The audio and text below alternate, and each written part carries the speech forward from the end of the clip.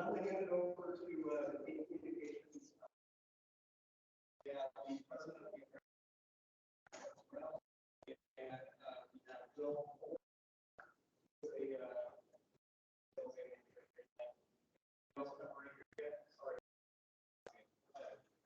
So we'll go over to that, and we're guessing that their cars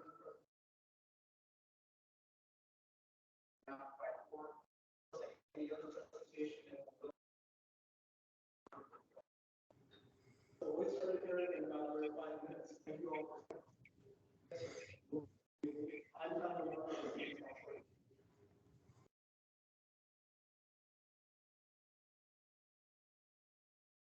and if you didn't start in the back, you would appreciate it. And there's also some handouts.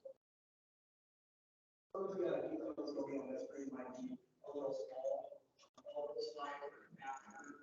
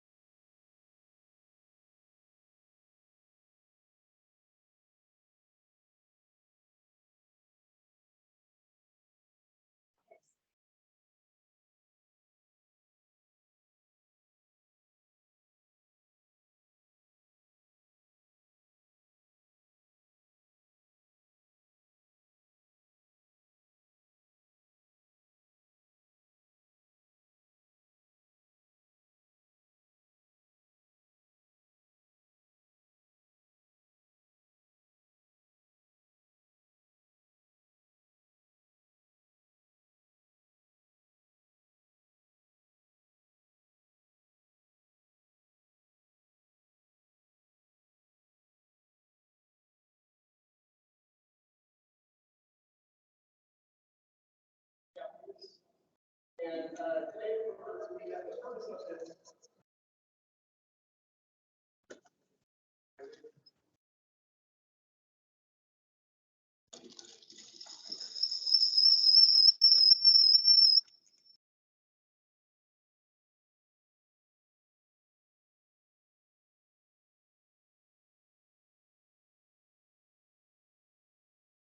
The reason we're here today is to see a presentation from me. And I want to start with my presentation for the first hour is probably based off why the city is coming to see this. The decision of the next radio system is the board of directors for 2021. I'm not going to track that. Can you hear me okay? Maybe the microphone.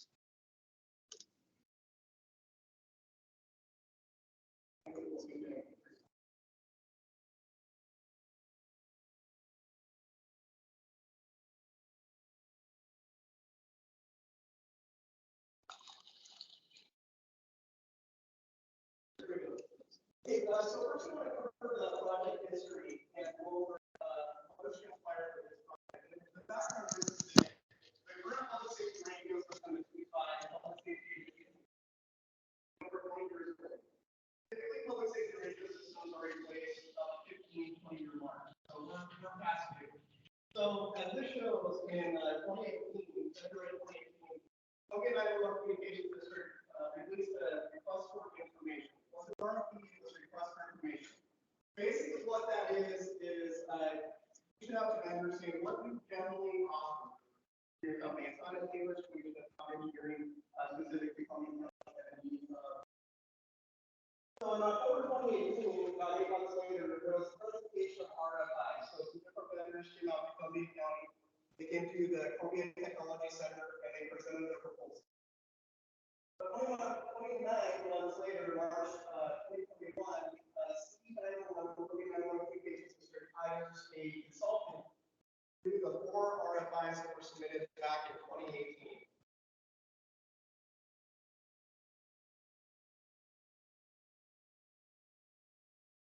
That is kind of a catalyst for what the city's concern was, and I think we'll see why. February 2022, the CNLC consultant returns to answer additional questions and updated estimate. So what you're looking at now is part of the presentation that the consultant that the 911 district hired presented. Page 3 of their updated. So when they came back out the second time, they proposed new estimates, and this was the new updated estimates. So alternative number 3, which is present, so that stands for Clark Regional Emergency Services Agency. That's Clark County 911, Consulate, Washington. The 911 consultant recommended that this is what the county focused on. And also, there was a lot of political Washington County Communications Agency system, which is the public safety radio system that serves Washington County. So you'll see I have number 1 here, you'll see I have number 2. So this was our first concern, number 1. So this involves joining a much larger county's radio system. So they have a tax base that includes about 500,000 population. So much larger than what they can afford to upgrade much sooner than we can. They can afford a lot more than we can. They have different needs than us just because they have a public safety response. So the first concern here was that we would be joining another entity's radio system and we wouldn't have any control because they're going to do what they need to do for their community, for their taxpayers, and their first responders. And history shows that Clark County, Columbia County, Washington County have all been about 10 to 15 years ahead of upgrading the radio systems ahead of Columbia County. So what does that mean? Well, with the concern is that what happens when, say, you're going to Crescent, our county, or we go to Washington system, what happens when they decide that they want to upgrade? They probably have money to do that, but if the county has money to do that, $2 million, that's what that usually costs. Probably not. So this would essentially be tethering us to whatever Crescent decides, or whatever Washington County decides, and what if we don't have the money to do that? That's going to be a big problem. So that was concern number one, and then concern number two is down here where it says building coverage of industrial, commercial, and residential areas. And you'll see that the two solutions here that are predominantly being considered, which are the last two, alternative 3 and alternative 4, it gives first responders 60% radio coverage. The average is 95% across the nation. So that was a non-starter to me right there. We're going to put in a new system and it's going to cost millions of dollars and it doesn't address the coverage needs of our first responders. No, that's a hard no for me. So 60% for Cressa is what the coverage would be, 65%. And you'll notice this says in-building coverage.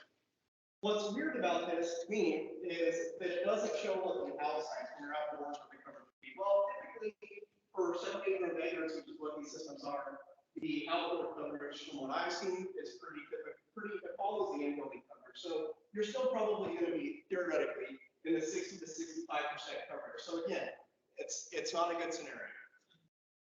Let's move to concern number 3. So Washington County is the option that is, I keep hearing over and over and over again. So I would say that that is the one that is really being considered right now. And that is scary. So number 3 there, that is what I saw, and I got really concerned because 3 issues. We're going to put ourselves to another agency and give them pretty much unilateral control of what we do here in Columbia County with our communication system. It's a hard no for me. And then number 2, we have the coverage issues. So you're already starting with coverage that doesn't meet standards. So that's a problem. And then $35 million over, I want to point this out, this is over years. So this is the initial cost to build the system out, and then the recurring cost annually for maintenance and support and things like that. This is what the estimate was by the 911 consultant. So these are the 3 points of what got me and other city officials concerned. It didn't make sense. And there was no discussion that I ever heard of about an RFP or going out and talking to other vendors or anything like that. So let's move forward here. So let's talk about current events and how we got to where we're at right now. So March 2022, I was at IWCE in Las Vegas. That's a big conference for wireless professionals. And I was introduced to some Tait communications representatives. So I told them the story about what we were doing out here. And I kept in contact with them. And then between March 2022 and May 2022, there was basically an opportunity, in summary, there was an opportunity presented where Tait offered to come do our engineering and give us an alternative proposal. Competition is good, right? So I said yes. I presented to the city manager, I presented to the city council. Competition is good because competition drives price down and gives us what our taxpayers can potentially afford, or at least something better than what was presented for. At least that was the hope.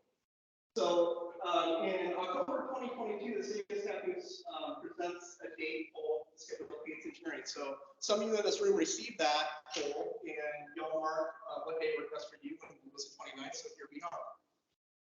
And then December 1, 2022, Tait will actually be presenting again, and Motorola is going to present also, and that is going to be at the Columbia Technology Center on December 1st. So if you're interested in hearing Motorola's proposal and also hearing Tait's proposal again, if you have some follow-up questions, that meeting is also open to the public, and 911 is hosting that meeting.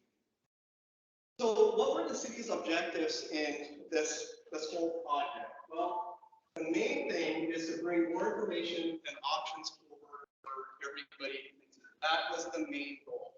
We're not advocating for Tait, we're not advocating for Motorola, Harris, JVC, Kenwood, whatever. We're advocating to meet the public safety responders' needs for their safety and public safety at the lowest cost possible to our taxpayers. That is what our objective is, and that's what every elected official's objective is involved with this should be, in my opinion. So first, this is kind of how the project executed. First, we captured up-to-date need requirements of the end users, the first responders. So we went out and we interviewed nearly every single police chief, the sheriff, the fire department chiefs. We interviewed the school district superintendent. So here's the list. Sorry, I got a little ahead of myself there. So we interviewed the sheriff and the police chiefs, or acting police chiefs, 3 of the 5 fire district chiefs, battalion chiefs within Columbia County, plus one of Westport Fire and Rescue, because they are also dispatched by the 911 district. We interviewed each of the school district superintendents. We interviewed each of the city managers, county department heads that were had time to sit down with us. It was Public Works, Land Development, and General Services. Public Works directors, Class 9 PD, Columbia River PD, and West Oregon Electric. Okay, so why did we interview all these people and not just the police chiefs and the fire department chiefs? Well, because nationally the standard is that counties and cities are putting all of their government service providers on the same consolidated system because they all have the same mission. They all have the same mission to deliver services to the public. So if you think about when Cascadia hits or any natural disaster, it's not just going to be the police department that's responding to the public's needs. It's not just going to be the fire department. It's going to be every city department working together. The school districts are going to come into play because they're going to act as a shelter. All of these are parts of the bigger, larger emergency system that need to be taken into consideration on a multi-million-dollar public safety radio system. And of course, you're going to hear me talk about enhancing school safety too throughout this presentation. And the takeaway is this is a really amazing opportunity for us to do some really great things. Enhancing school safety, we have an opportunity to do that. We have an opportunity to partner potentially with the county broadband initiative because a lot of those sites are going to need to be wireless. They're going to potentially need to use the same site. So there's all sorts of different wins that could happen on this. So going back a slide here to my number 2, so based on the need requirements, the city's objectives was also to assist with designing a radio system that meets the requirements. That should always be step 1, right? Because first you need to establish what your user requirements are. If you're going to build a system that doesn't meet your end user requirements, why are you doing it, right? So the first thing to do is to establish what's called your need requirements. And then 3 would be, this is obviously a very high-level summary. 3 is to determine which vendor manufacturer can meet the need requirements at the lowest overall cost to the taxpayers. And I said that earlier. So first is establishing the needs requirements that the public safety first responders need to be able to do their job and protect us. And then we need to figure out who can do that at the lowest cost. So let's talk about the survey results. So what I'm going to do here is, so you'll see I got survey results for basically all the different entities. But I'm just going to go over the law enforcement survey results and the fire district survey results because the law enforcement users typically need the most. They need coverage. They're dealing with fluid, active events. The fire district is a little bit different in that they usually travel with more than one person. They usually know what they're being dispatched to do. As for law enforcement, the operations are very fluid, and split seconds can dictate everything. So law enforcement, as far as their coverage needs of portable radios, they're going to have the greatest needs there. So the first one that we pulled the users on, so these are, let me back up, sorry. So 1 through 17 here is what we pulled the law enforcement end users on. And we asked them to rate these things on a scale of 1 to 10. 1 being least important, 0 being not important at all. 10 being very important, the most important. So what you see here on the right-hand side is a column. Sorry, wrong button. So Columbia County Sheriff's Office is column 1, Rainier PD, Columbia City PD, St. Helens PD, Vernonia PD, Capital PD. So number 1 is reliable portable radio coverage outdoors. So that's things like roads, parking lots, just Number two is reliable portable radio coverage indoors and inside buildings. Emergencies happen inside buildings, so that's a given. They need coverage inside buildings as well. And number three is portable radio coverage from the hip. So this is kind of, let me explain this a little bit because this could be a little confusing. So fire and some other users will, sorry.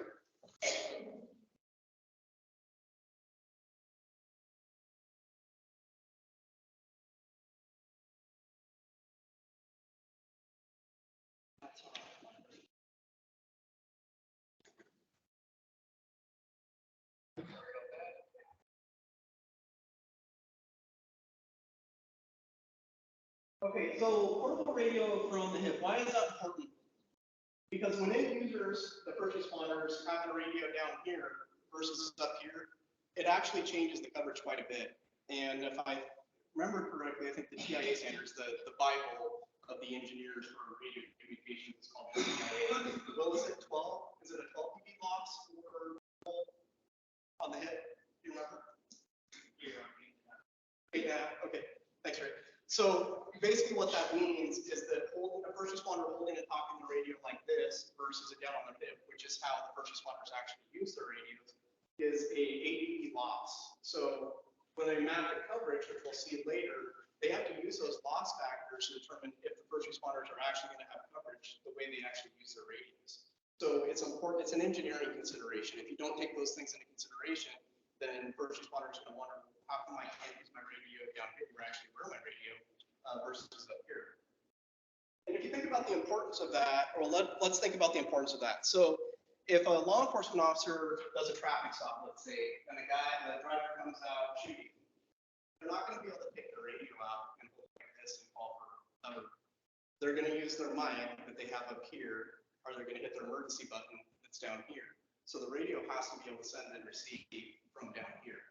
So that's the importance of that. And you can see that every single law enforcement representative that was interviewed, you can see they all rated these things as critically important. Location services, reliable portable radio coverage between 10 miles of neighboring counties. That's because incidents often travel outside our borders. Some things start inside the county borders lines and they travel outside. The most recent one that comes to mind is there was a kidnapping suspect from Longview. They went north on 30, and that incident ended up traveling well into Clatsop County. And it had, of course, our first responders engaged in it, and they needed to be able to give reliable communication, reliable updates from dispatch and other units. Location services, ABL, thermals, portable. So this is the thing that's been around now for over 10 years, and it's really important. And the reason is because, especially for our county deputies that work out in the county, they don't typically have cover. And so for the dispatcher and other units to be able to see where they're at in case there's an emergency and they can't call for help or whatever, they're not responding to a status check and they know that they're out with a suspect or whatever, they can see exactly where they're at. And it maps on the dispatcher's map that they have there. And so again, these are standard features that have been in play a long time. And I have a story to tell to kind of illustrate the importance of that. So years ago, I was born and raised here, but I lived in Seattle for 6 years, and I worked at Harborview Medical Center for Department of Public Safety. And we interacted a lot with Seattle PD. We had the county hospital, level 1 trauma center. We had King County Jail come in. We dealt with at-risk all the time. Fought with people all day long. It was quite the job. Seattle PD on Halloween his name was Tim Britton, and he was on Yesler at about 14th, and a guy by the name of Tim Mumford opened fire on him using a 223 rifle. He had a trainee. Tim was hit by those rounds and pretty much dead right there. And his trainee was she was so stressed out, for lack of a better term, that's not the right word, but she was not able to tell the dispatcher other units where they were at. And thankfully, Seattle PD, even 10, 15 years ago, had this technology in their radio system, and the dispatcher immediately got on the air within seconds and said, I map whatever the unit number is at 14th and Yes. Within seconds, they had first responder, other officers fill in the application. Without that technology, who knows how long it would have taken them to find her, and she was critically injured too. But it also helped locate the suspect because his incoming SPD cars were going into location, their dash cam cameras actually caught the suspect vehicle leaving the location. So if you think about it, if that would have been delayed anymore, they would have missed that critical piece of information. And that was the only way that they were able to ID the suspect vehicle. And that led to weeks, if I remember correctly, of trying to locate that vehicle. But that's just a story one story to illustrate how important the AVL location services are for us to have in a new radio system for the safety of our first responders. PTT identification on all radios for all transmissions. So that just means that the dispatcher can always see who's talking on the radio. Think of it as a caller ID pops up on their screen.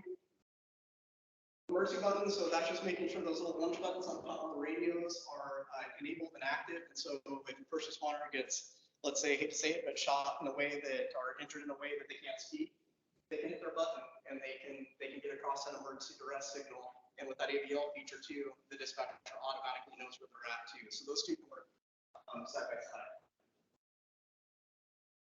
So encryption, that just means that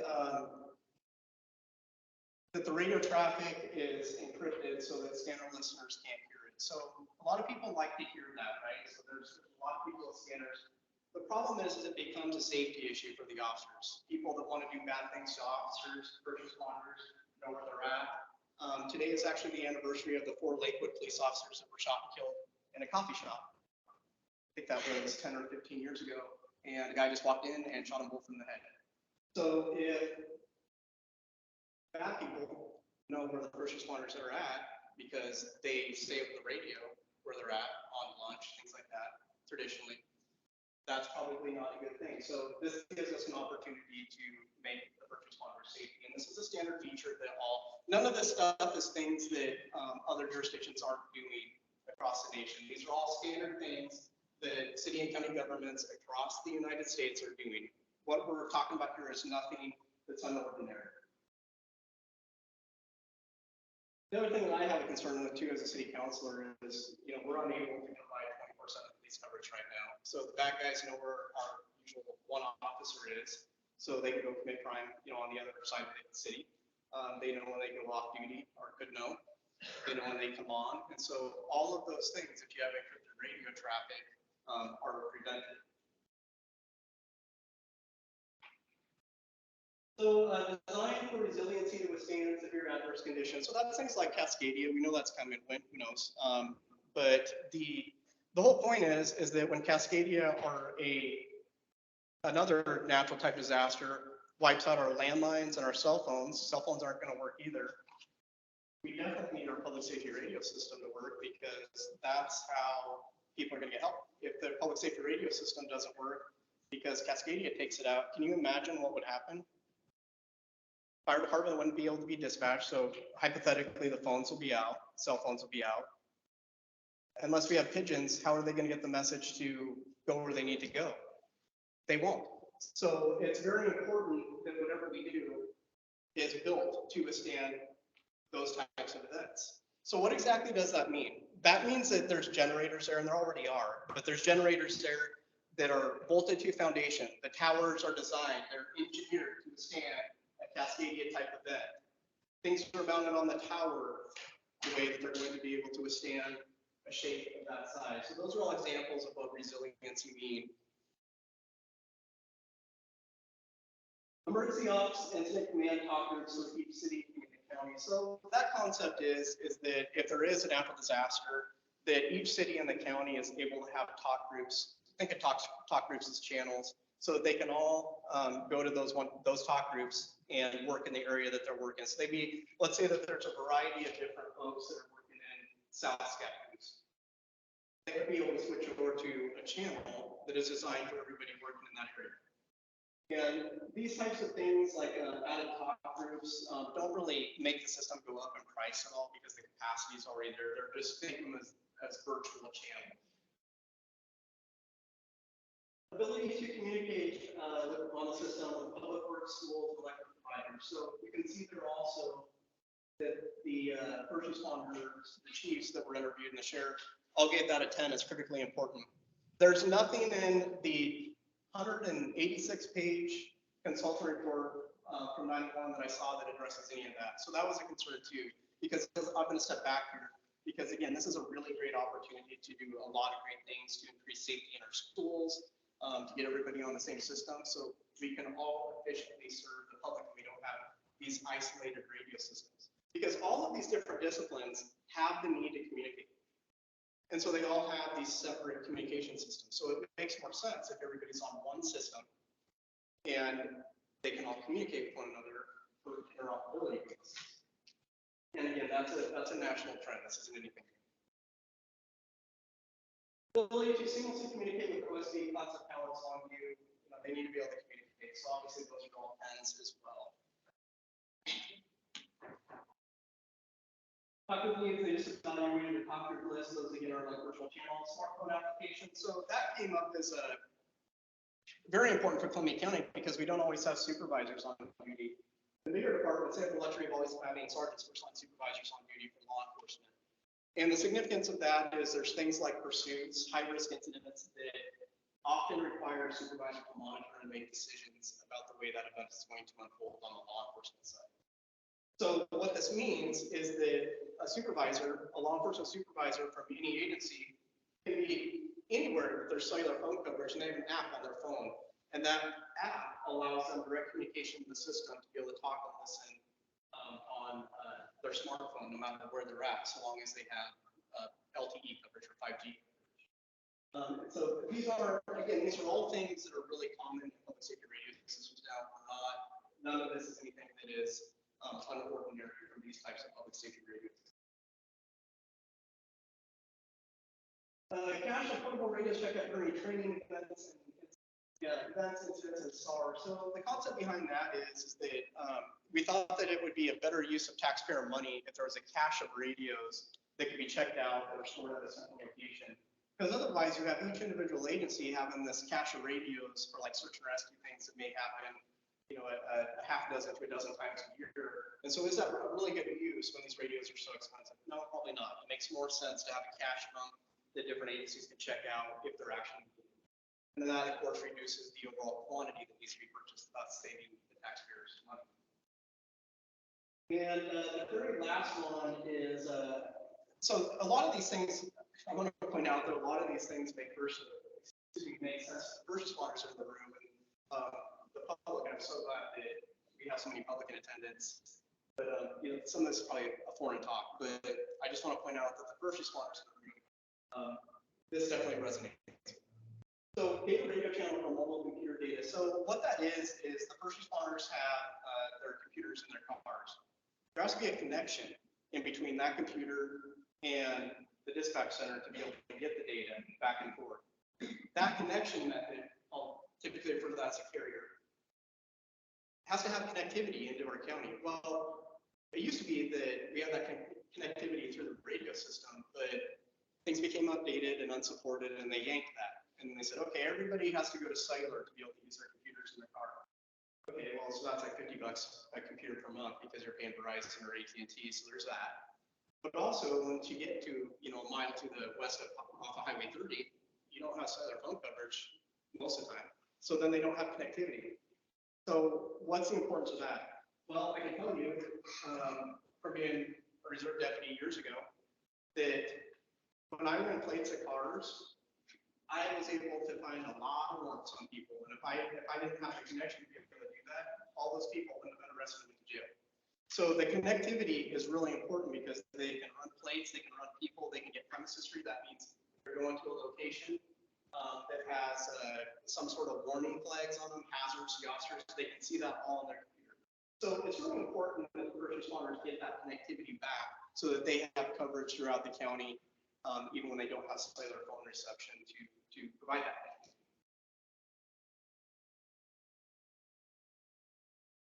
So I won't go over all of this, and these survey results are all in the handouts that either you have or you can get from the back table there. If you can see, fire district survey results are almost the same as law enforcement as far as the categories go. The ratings are different. But I'll, just in the interest of having to hear me talk more, I will forgo going over this. So I'll just briefly summarize these or just touch on them. So city and county public works departments were also reviewed, so you can see their county public works, class 9 public works, Rainier public works, Columbia City public works, St. Helens public works, Vernonia public works, Gaffney's public works, and then other county departments. So why is this an issue? Other county departments. So the assessor's office and land development go out into the field and they have some job duties that some people aren't always thrilled to see them. Let's put it that way. And they fear for their safety. And so they need the ability, what was relayed to me through these interviews was they need the ability to call for help if they need help. Because again, cell phones don't work in a lot of the places they go. And so this is also an opportunity to increase the worker safety, the county worker, the city, the surveyors, I'm sorry, I can't think of all the different classifications that fall under these, but I think you get the point is that they're out there doing a job that can sometimes be dangerous and they have no ability to call for help. So this also increases worker safety and it's on the same radio system. So we're not buying anything new. We're just giving them the ability to have these tools to be safer when they're out there doing their job. Then the school districts, we interviewed the superintendent for Class 9 School District, Rainier School District, St. Helens School District, Vernonia School District, and Stephanie School District. We're going to talk, again, we're going to talk a little bit more about the opportunity here to enhance school safety further into the presentation. Electric utility providers. Okay, so why would we want electricity service providers on the radio system? Well, again, if you look at the whole circle of public safety response, they're included sometimes because fire will respond, and if it involves a down energized line, they can't touch it until unless something's changed. Josh, if I'm not correct on that, let me know. But last I knew, fire wouldn't touch it unless it was de-energized. And so what does that do? Well, that creates a problem. Let's say the emergency is on the other side of the power line. That poses a problem. And then Mike Sykes was actually going to be here. Did Mike show up? I don't think he did. Mike Sykes? I'm sorry. Okay. So Mike was going to give a little speech here at the end of this about how important it is for the utility providers to be on the radio system and be able to communicate with the fire districts. Do you want to say anything about why you guys need that communication or how it would be helpful? Or I think first thing that's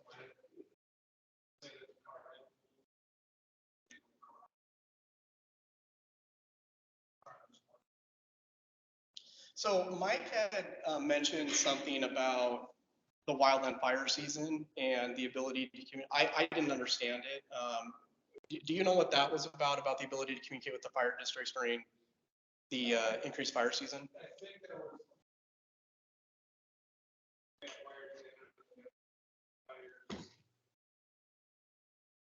being able to talk to us.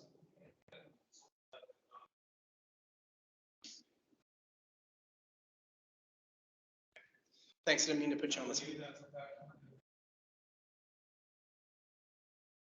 That rings a bell. Thanks, sorry, I didn't mean to put you on the spot.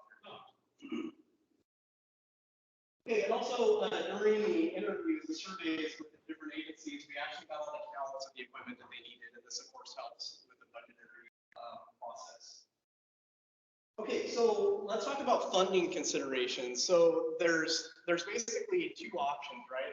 There's a bond, and then there's a levy. So bonds can be used legally for things like the initial capital purchase, so the build out of the system. They cannot be used for recurring costs, so support, maintenance, things like that. They can't be used for that. So that means that a levy would probably be needed. And the problem that you get into with levies, not bonds don't count towards compression, levies do, is that once you reach the $10 mark, you start to compress all of the other local option levies. So all of those levies that y'all voted for to fund, say, the sheriff's office, the jail, the fire district, if they're a local option levy and not permitted, they get pushed down because we're in sitting ahead in the bottom here. Parts of Vernonia, Claskin, Rainier are already in compression. So what does that mean? Well, if you If you pass another levy, or you increase the rate of an existing levy, it's gonna push the funding down that those current levies give to the folks that need them to operate the jail, to operate any other local option levy. So the whole point here is that whatever system is chosen, you want to be really cognizant about the levy part of it. It'll make more sense in a minute, but basically we don't want another high cost levy because it's going to compress the other levies. And so Scappoose is Scappoose is at about 46 cents away from compression, and St. Helens is the furthest away from compression. And I emailed the county assessor's office to get this information back in September. And this is the email that I received from the assessor's office.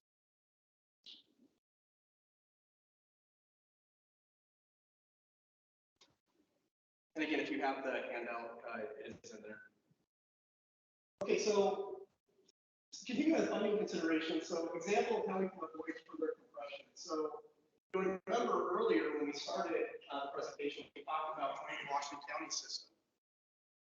And the problem with that is, in my opinion, is that Washington County is going to charge at the cellular home provider.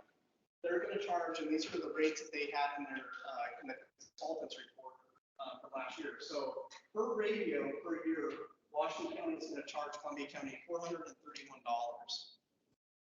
like a cell phone company.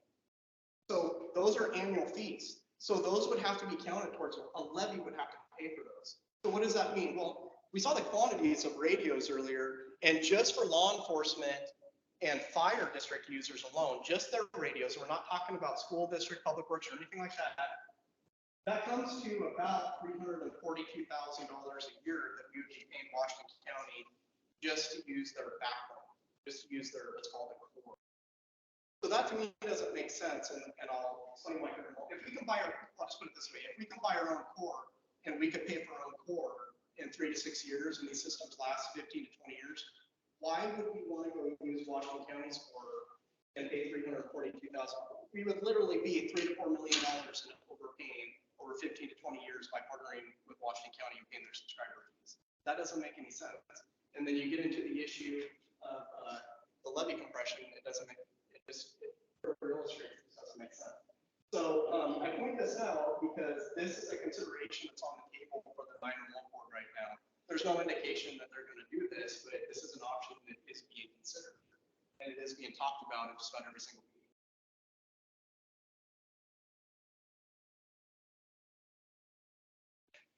So the other aspect related to funding that I want to bring forward too is alternative funding sources. So I talked about having schools, public works, electric utility providers on the system for their needs and for enhancing safety. But what else could that do? Well, what else it could do is allow us to qualify for grants. So if there's a school safety grant, well, we're probably not going to qualify for a school safety grant unless the schools are somehow on the system and benefiting. There's a school safety component to it. So not only do we give the schools radios to be safer, but we can also qualify for grants that could, and the benefit of that and that funding source could be more significant than just having the radio there every day in case something happens. So there's a two-part component to having these different entities on the system. One is they need to all be on the same system so they can communicate, but number two is being able to qualify for any available grants too.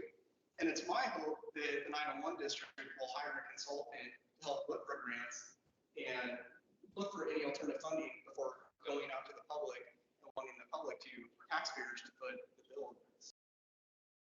There's also the county broadband project that's going on. So broadband's a really big thing, and there's a lot of funding for it, and there's more funding coming for it is what the rumor is. Well, this could be another opportunity to partner with the county on the broadband project, because in the rural areas, broadband is probably going to be overhead. I mean, it's going to be wireless. It's not going to be fiber in the ground because that's going to cost too much money. It'll probably be a combination of both. But anyway, the point here is that if we can also include the county broadband project in some capacity on this, and in doing so, be able to leverage funding from grants or whatever for the build out of some of these tower sites, that could potentially save millions of dollars too.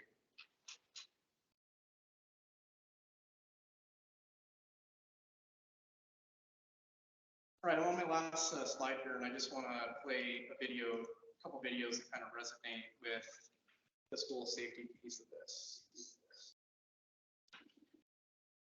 This is school, it's the making of a building.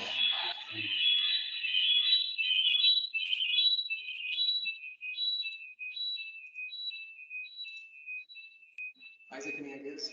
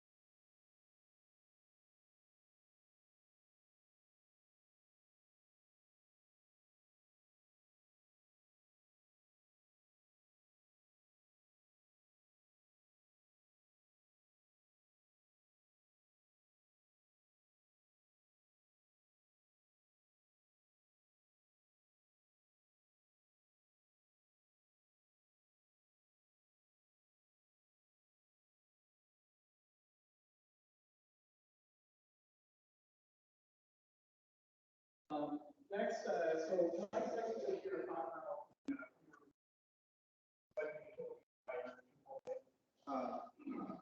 But unfortunately, that's okay.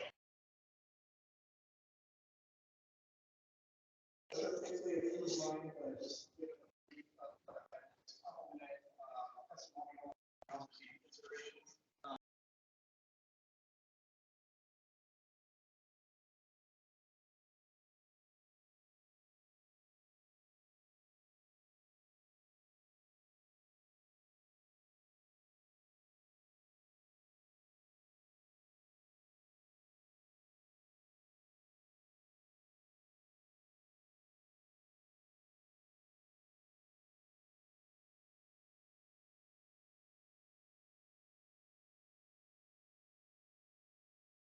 Degradation of reuse.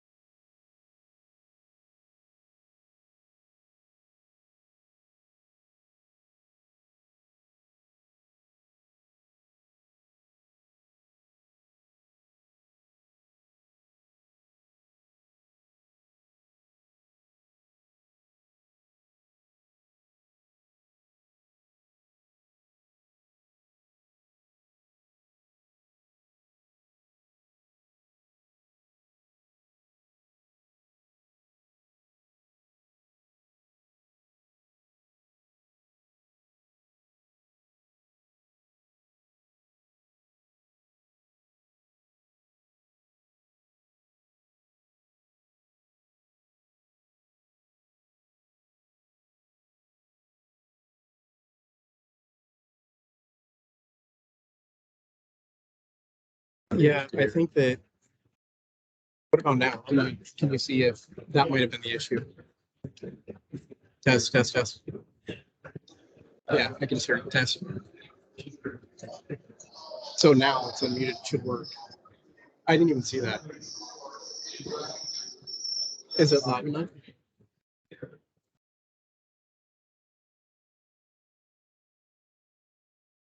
Well, at least we have the video in the back too, so. Do you know how to do this, how to present everything with? Like as far as how to share? Yeah, And then you have to go to this one. we can do it as that. Share. Well, just if you know how to do it, if you know how to do it. Yep. Maybe easier actually just to share the screen. So it's already between this and Do whatever. Else. It's been a while, I forgot my next name.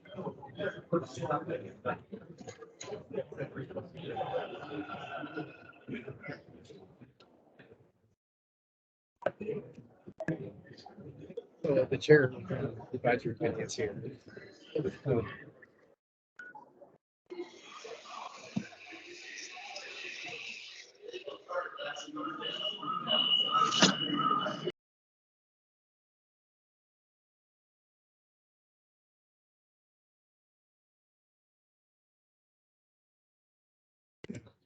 Test 1, 2, 3. Test 1, 2, 3.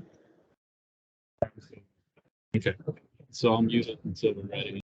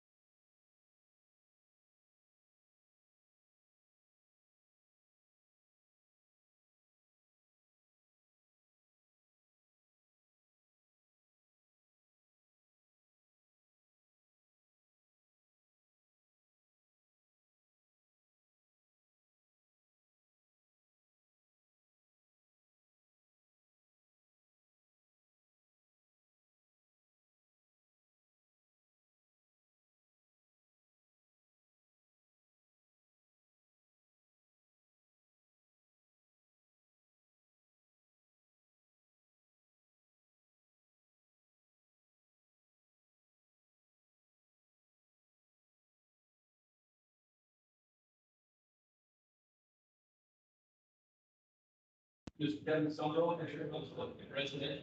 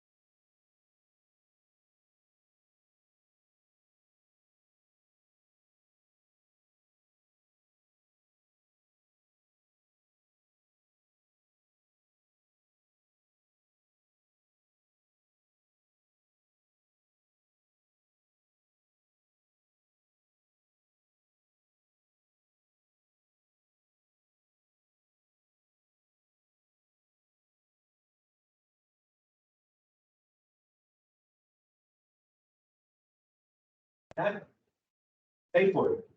Something's going to change, you gotta pay it. What we'll offer is transparency. We'll basically provide you with a system. You will guarantee you the total cost of ownership over that same 20 years. It's probably going to be close to what you're being shown today, because you don't have all of that recurring later on approach to the way you do. So, as I said, when we look at listen, we engage our customers. I'm here because I'm here to be honest. I want to understand your questions. I want to understand how we can serve you as a community. And that's my commitment to you, sitting here, is to help serve those communities, to meet your needs. Our commitment to the delivery. When we commit to doing things, we will be very transparent with how we do it, what we do, all through the process, whether it's project management, partnering with you to deploy a system, rolling things out. It's all about how we communicate with you. You'll see more of us than you probably get. But again, it's important that's because it's our reputation and it's also your reputation. We want you to be successful. And then it's the first, and that is when, well, we're not perfect people, things go wrong. It's not happening. It's how you address the problem. It's how you deal with the shortcomings. It's how you're willing to step up and say, you know what, beyond that, we'll deal with it, we'll fix it. It's important that you understand our commitment to you and why it's important for me to be here. So, as a company, I can sit and tell you how many years of this we've done and how many things we've done. We have systems all over this area. How many people have electric in their house? Right? So Portland General is one of our customers. Bonneville Power, the largest federal transmission operator just north of here, is one of our P25 customers. Little train that are running on here, TriMet, P25 phase 1 system going to P25 phase 2. It's a Puget Sound just north. When you look around this area, any of the power, Idaho Power provides some power into Oregon as well. Power is one of our customers. Pacific Clear is another one of our Tait infrastructure customers. Northwest Natural Gas provider is another one of our customers. So we're a lot closer to you than you actually are probably aware of. All of their voice communication, we talked about criticality of radio systems in utility space. Think of that guy standing out there in the rain, pouring the rain or the storm now. They sat power thing. If he's not talking to somebody during that entire process, he may not be getting shot, but he's going to get fried pretty quick. They have to coordinate a lot of things to make sure that that individual sitting in that bucket truck who's dealing with high voltage power isn't going to get killed. And that's all done via radio. So it's very similar to what we do in every aspect of it. It's important to us. Right. So again, you have my commitment that as a company, I will be here, we will be here, and we'll continue to support you, not only through this process, but beyond. So again, thank you for your time. I know everybody's got a lot to do, but we appreciate that. Thank you. Thanks, Kevin. All right. So you're going to hear a lot of buzzwords throughout this presentation. And also, I don't like to talk too much. So if you can talk with me, that'd be a lot better. If you have questions, what something means, feel free to ask, and we'll help to address it as much as possible. So when we talk about radio communication, there's kind of two aspects of it. There's infrastructure, and then there's subscriber devices or unit devices. No different than your cell phone. So everybody's got a cell phone in their pocket, and that cell phone is one piece of the network. You have to be able to hit a tower somewhere that will distribute your call to California or Florida or whoever it is that you're calling to. So there's the two pieces. Infrastructure, that's the tower sites, all of the back office equipment that typically doesn't get thought about. And then there's the subscriber device itself, or the handheld radio that the users use. The majority of this discussion is going to be around the infrastructure. We'll talk a little bit about those subscriber devices or those user devices, but the majority of it is on the infrastructure side. So with that, just inherent, it's going to be a fairly technical conversation. So as we go through it, ask questions, make it interactive, and we'll address a lot of the questions that come up. P25 is a pretty big buzzword.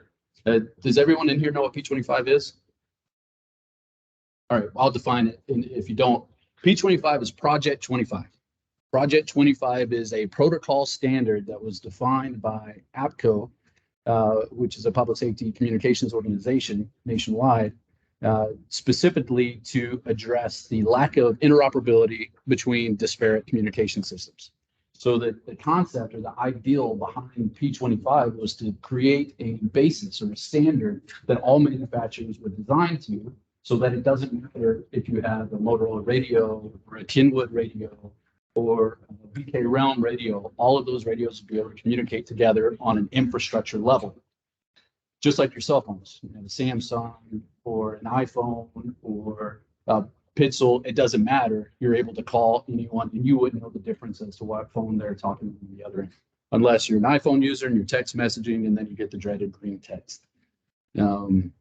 So that's what P25 is. It's a standard. So we talked a lot about P25 throughout our presentation, and I'm going to go ahead and jump ahead a couple slides here. And within that, the idea is interoperability. Interoperable communications. Tyler, when he was up here talking, highlighted that. Mohammed highlighted again when he was talking from a public works perspective, the interoperability to communicate across the board, whether that's police to police, police to fire, fire to wildland or USFS or BLM or whomever is involved in whatever situation, that ability to communicate interoperably is extremely important. So all of our discussion is going to be around P25 or Project 25. Now, part of the P25 standards is, I would say it's a standard is a very loose term of what it is. It's a basis that everyone is supposed to design to for a minimal acceptable use. So a lot of manufacturers' radios operate at slightly different levels, which will affect your coverage, which is important when we go through the coverage aspect. We'll talk about that, and the capabilities of that device itself. When we designed our system, and this is a Tait standard, we designed specifically to the published standard that is in TSB 88, which if you look that up, it is a document of standards for the P25 protocol, specifically regarding coverage and how coverage should work as far as loss factors, for in-building penetration, other examples there. So now we'll jump on into the presentation. So please ask questions as we go through and let's make it interactive. Tait is an LMR OEM, original equipment manufacturer specifically for land mobile radio devices. That's portable radios, mobile radios, infrastructure, tower equipment. That is our bread and butter. That's what we focus on. That being said, that's only one piece of an overall inclusive unified communications platform. So we leverage our partners. So we set up an entire partner ecosystem, which is bleeding out a little bit, but an entire ecosystem to where rather than us trying to figure out how to do something that someone else already does with the minimal time that we want to devote to that away from our bread and butter, our focus, we partner. So we look across the board to find the best of breed solutions to partner with them. That way we can have a solution, an entire solution portfolio to offer to our users. This is just an example of some of the partners that we partner with up in here. Out of that partnership perspective, we want to make sure that every one of our partners designs to a minimum threshold to keep standardization across the board. Again, we're talking about P25 in this conversation, so I'm going to highlight a couple of the P25 manufacturers that we actually partner with. For our dispatch console solution in Tait offering, we actually included two different manufacturers you can choose from because a 911 dispatcher will tell you it's more about the use and feel and capability that they have in place than what it is the ergonomics or anything else that someone else is looking at. So what's important to them is going to be different than what's important to a deputy that's on patrol or a firefighter that's thrown into a structure fire. So those differences are important. So we partner with Tait, Intertalk, and Zetron as our P25 console manufacturers. In this proposal, we actually included an option for Tait Scout consoles, P25 consoles, or the Intertalk DCS console system. I'm going to touch on one more thing. So we're talking about that P25 and the standardization of the protocol. CSSI is the definition of that protocol path to the console manufacturers from a land mobile radio. CSSI stands for Console Subsystem Interface. All it is a translation server. It's a translator, two servers, one that sits on, we'll use Tait as an example, one that sits on the Tait side, and then one sits on the Tait side. And then what they do is they talk to each other to map or translate the communications from the radio system to the dispatch and vice versa. That's all CSSI is a translation server. ISSI is an inter-subsystem interface. It's the exact same thing. It's a translation server. Now, ISSI is important because that is your P25 link to interoperable communications with other P25 systems.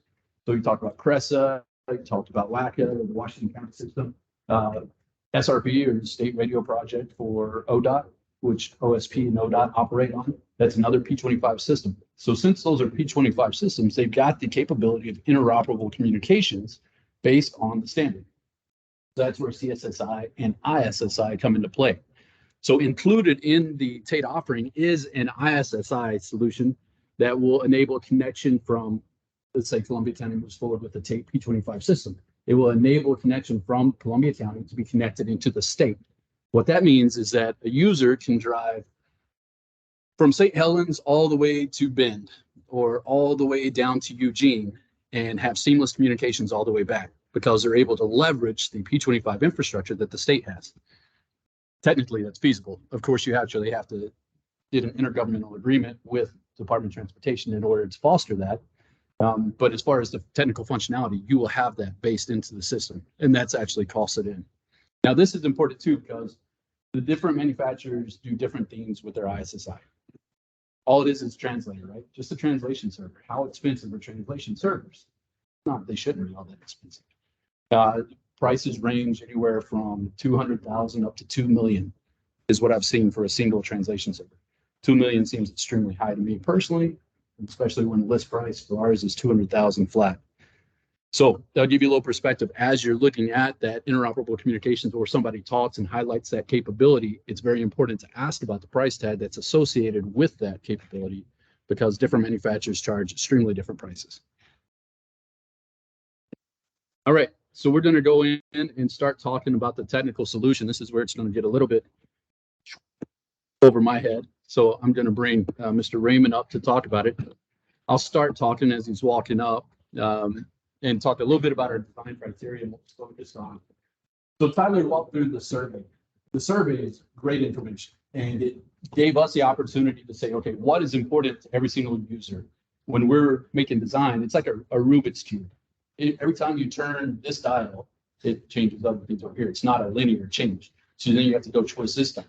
So the more data that we have present, the more information that's provided to us, we'll know how to twist those dials and how to design the best overall solution to maximize the benefit to all the users. In our design, we focused on public safety as the primary use case. So that's law enforcement as well as fire, EMS, et cetera. And then we also said, okay, now let's add in an additional layer to offer the county the ability to expand beyond just the public safety user board. And like Tyler was saying, that opens up benefits for grant funding. There's a horrible event that happened in Uvalde, Texas last year. Part of that event that unfolded is a lot of financial means being provided from the federal government now to foster improved security within the school systems.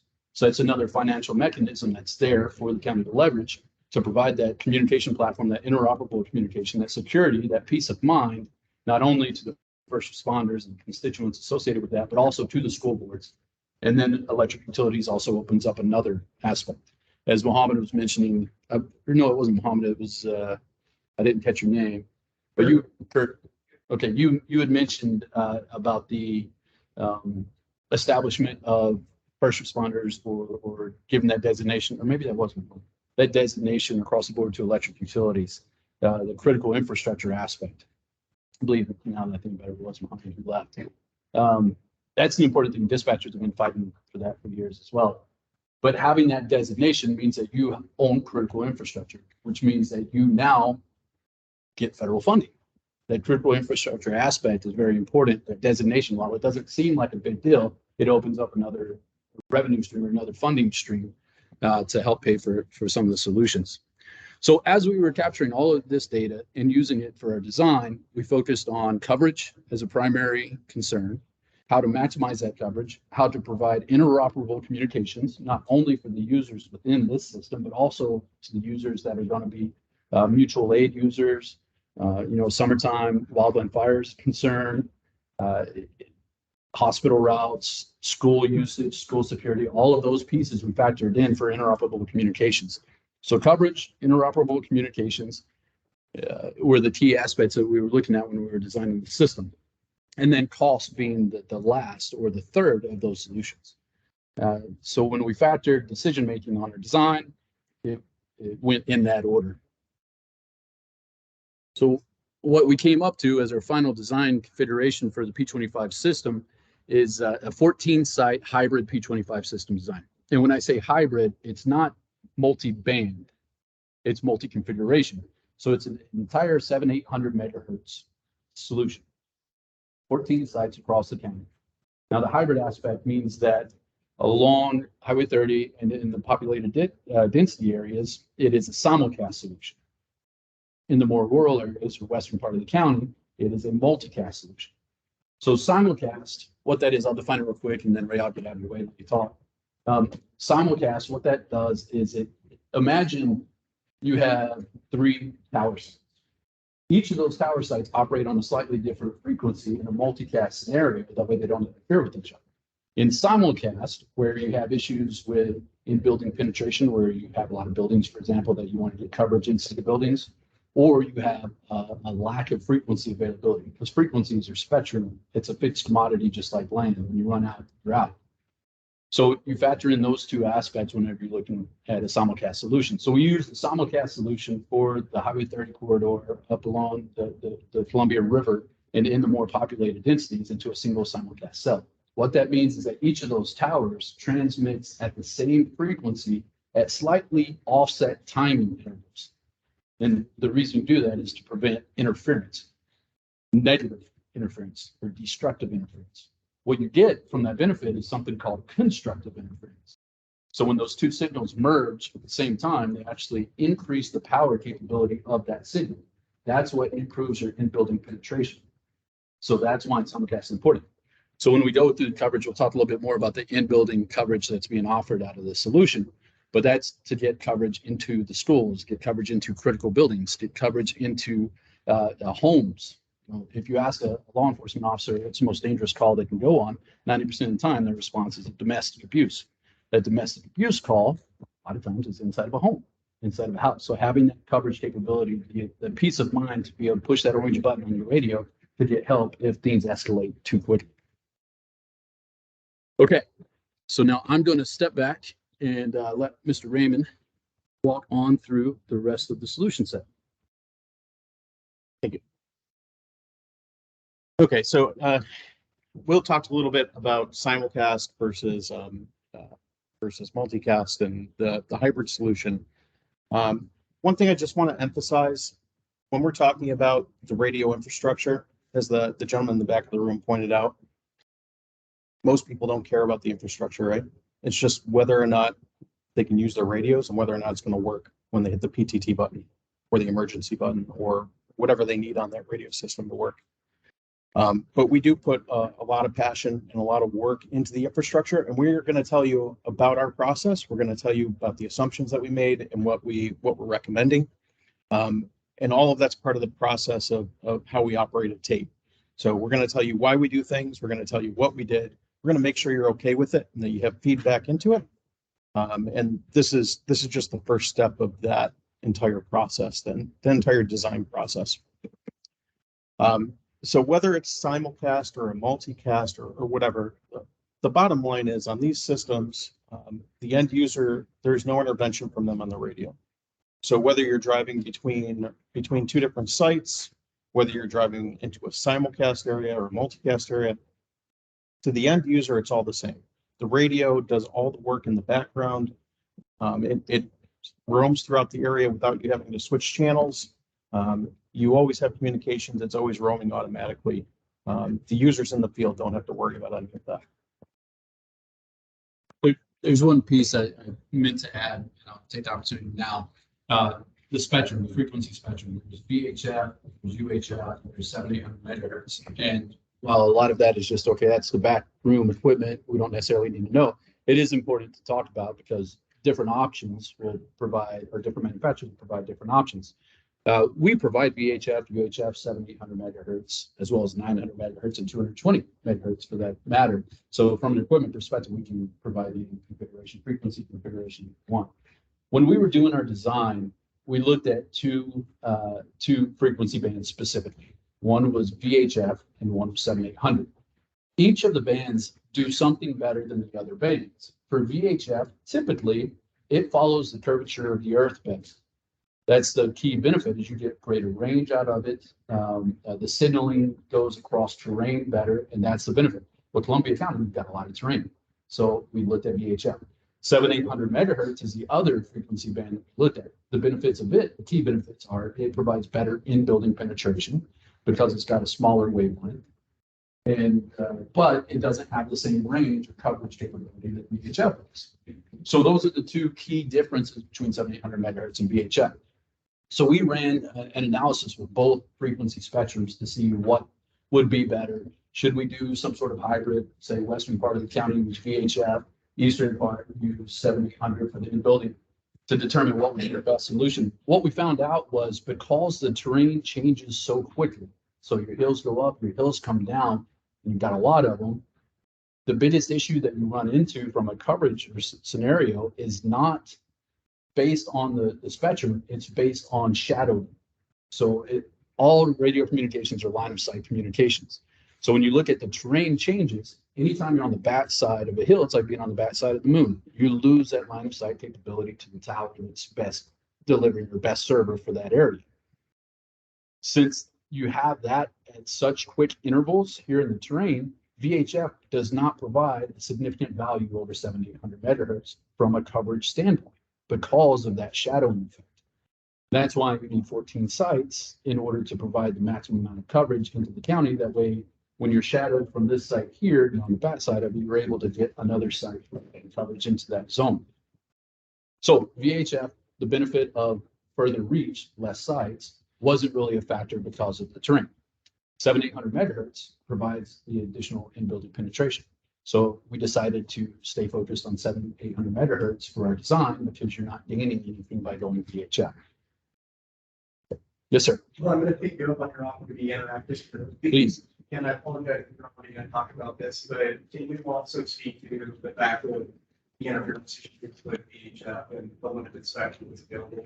Yeah, so there's a lot that goes on with frequency band. 7,800 megahertz is, let's say, a newer band than VHF, and it's controlled very carefully by regional planning committees. These regional planning committees actually take all of this specific spectrum that has specific spacing in between the channels, and they manage it to where they're able to allocate it to agencies or locations, geographies in an effective manner to minimize interference. But when VHF was the primary communication medium before 7,800 really became a public safety band, there wasn't these regional planning committees that actually fostered that management of the spectrum. So the frequencies don't have, not always, they don't always have the amount of spacing between the channels necessary to maximize your signal. In other words, you get a little bleed over interference.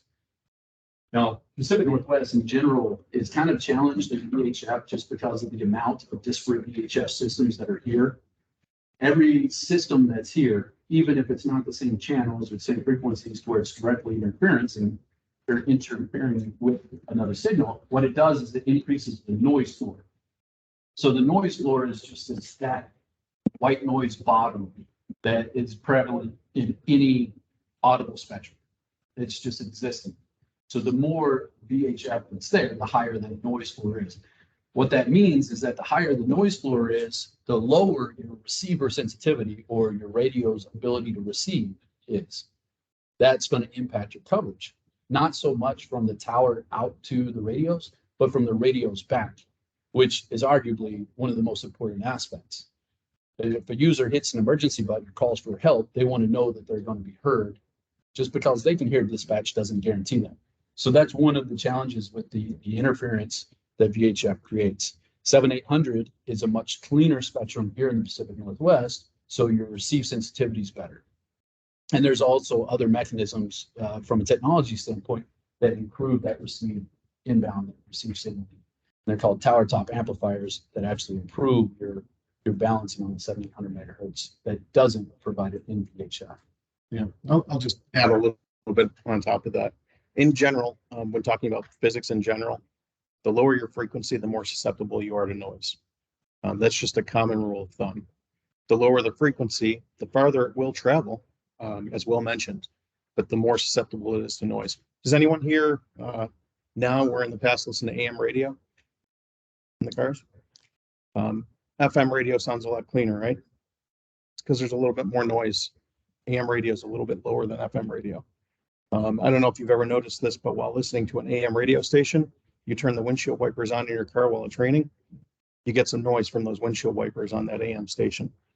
It's just the noise that's generated from your car and using those windshield wipers affects AM. It won't affect FM. You can listen to your FM radio station all day. You won't hear that noise. So the higher up you go in the frequency bands, the more you're clear of that noise that is all around us, just from everyday things in life. Did that answer your question? Yeah, and also be able to. Because the VHS information band is the pension stop for this young, yeah, so just making sure that we talk a lot about why Tait recommended 7,800 versus VHF. I think it's potentially the most important aspect of these presentations. Sure. Yeah, I mean, at the end of the day, 7,800 megahertz is just a cleaner spectrum. So it's a cleaner space. You're going to have better sensitivity under radios. You don't have the same coverage that VHF typically has. But again, in this county, because of the terrain, which is coverage as far as distance goes, it's not the biggest issue. LED lighting is another issue. Police cars are getting more and more stuff stacked onto it that just creates noise.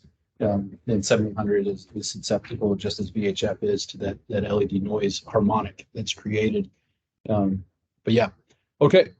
So if does anybody have any other questions on the spectrum aspect? No, that's a big topic always.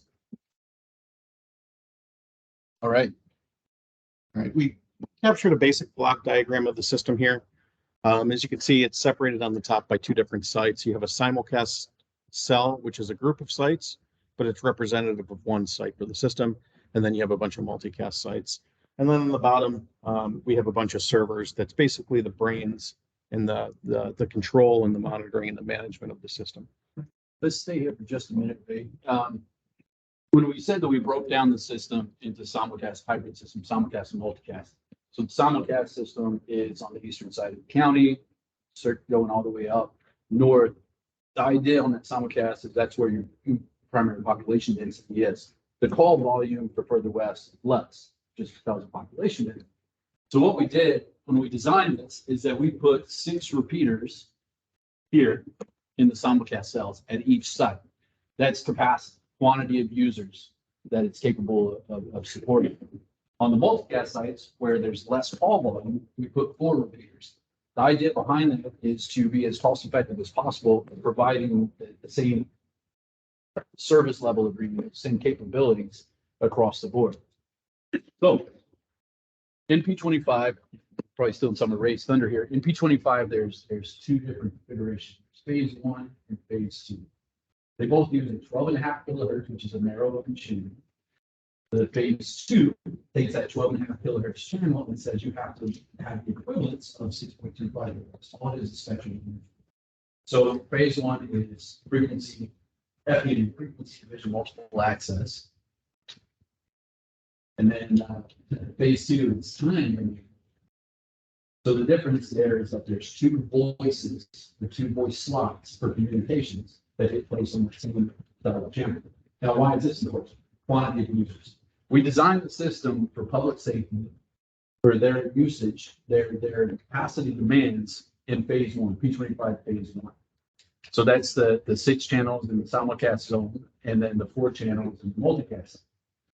What we did was we also included at no additional charge, TDMA option, or phase 2 option. What that means is that you basically double your capacity capability on the system.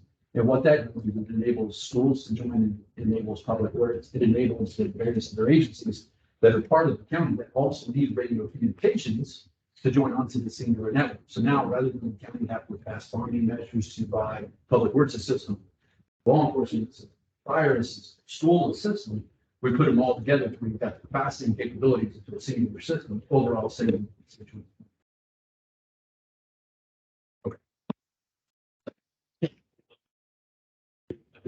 it really, looking at, I just want to be clear that everybody just going to put simulcast first. We don't have to. Simulcast basically says when you key up the transmitter sitting on the mountaintop or sitting basically in a simulcast cell, you're transmitting from all of those radio channels, all those locations simultaneously.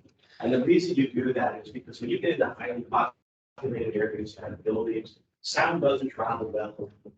So what you have to do is you plan for obstructions. And by doing simulcast systems, you're basically pointing antennas into an overlapping field so that you can actually flood that area with communication. So if I'm an officer and I'm on a foot pursuit and I run around the corner, I don't want to lose the tower or lose communications because I ran around the block. I want to be able to keep and now switch to another tower. If I'm talking to dispatch, that dispatcher is communicating. I want to be able to hear no matter where I am, what's going on. So that's the difference. When you get into a multicast, you're actually looking at individual sites that I transmit because there's nothing really blocking. So I don't need every tower we transmit. I only need that tower we transmit, the one I'm ready.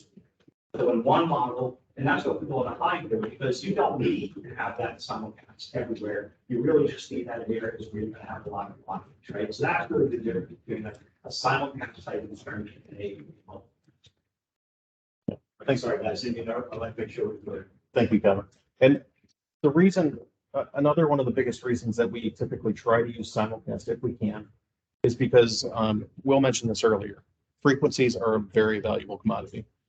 We have a customer that's building a system in the Chicago area right now, and they have spent millions of dollars trying to acquire frequencies to build out their system.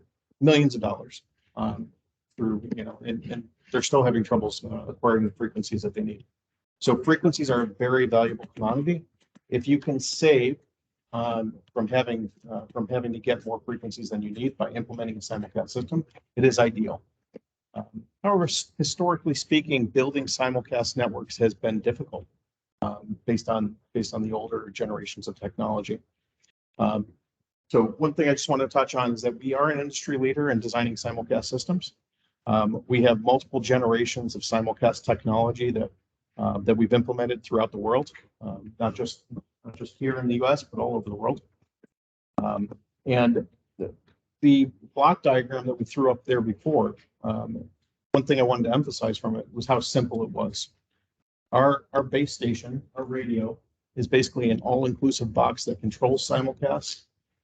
It votes all the signals from an area together, and it's basically your one-stop shop for controlling and managing your simulcast network. So has anyone here ever been in a telecommunications site or a radio site, even a phone room? You see tons of punch blocks and wires and card cages. It's not like that anymore with the system that we have proposed and deployed around the world. It's basically just a simple box that controls all that now.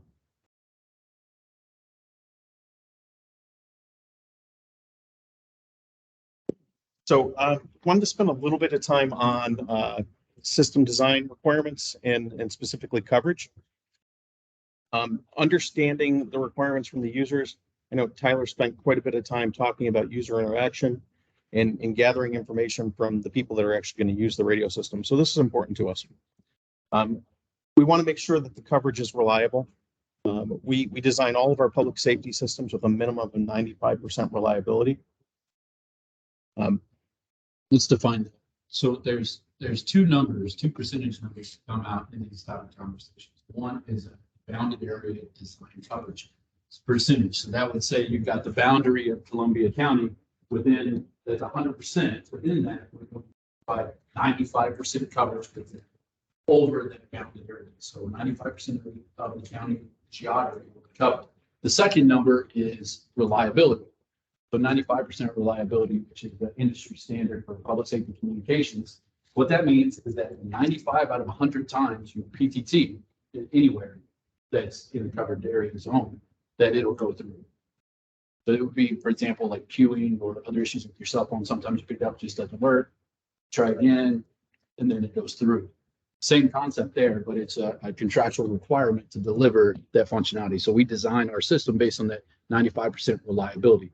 We'll talk about the bounded area coverage as we get into the actual coverage design. So how do radio signals actually work in the real world? Well, if you ever go out and actually measure a radio signal, it's never just a set amount. It's always fluctuating. Signals are always bouncing off the walls or off the buildings. It's always fluctuating. It's never steady. So what we do is we take that fluctuation that we typically see in the environment and we go below it. So if it can go up or down by a certain amount, we'll go below it, and then we'll raise that up to 95% to make sure that we can guarantee that 95% of the time you will be able to use your radio.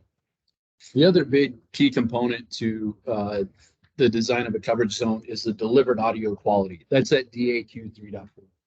So TIA published a definition of what delivered audio quality means. That delivered audio quality means the audible value or the quality of that audio that comes through the signal.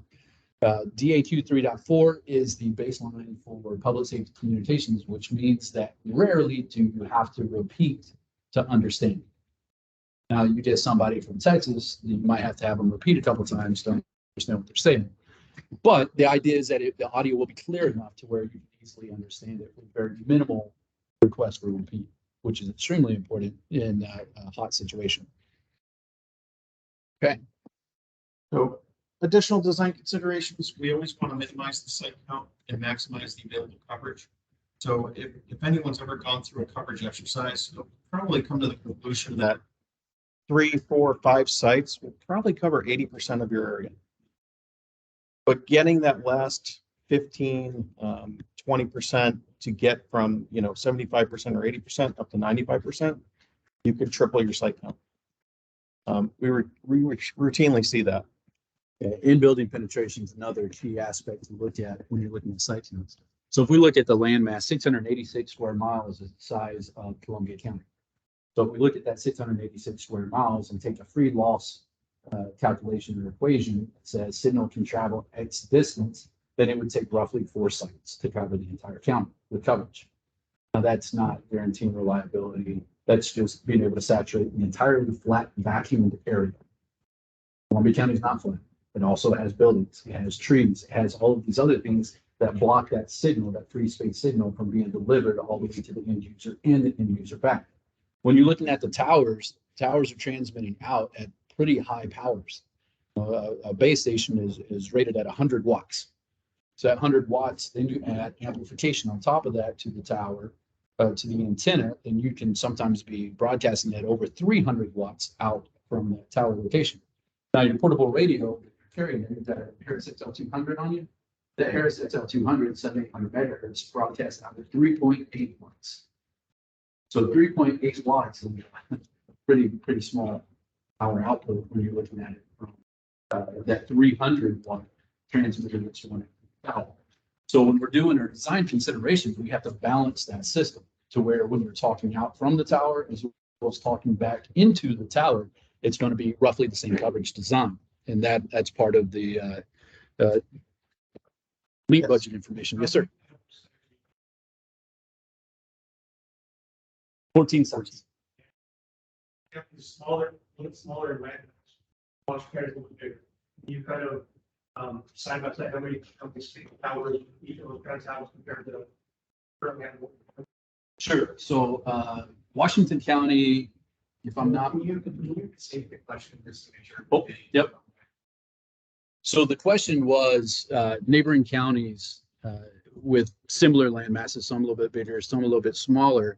How many sites do they use for their coverage footprint as compared to what we're proposing with the 14 site design? That's the question.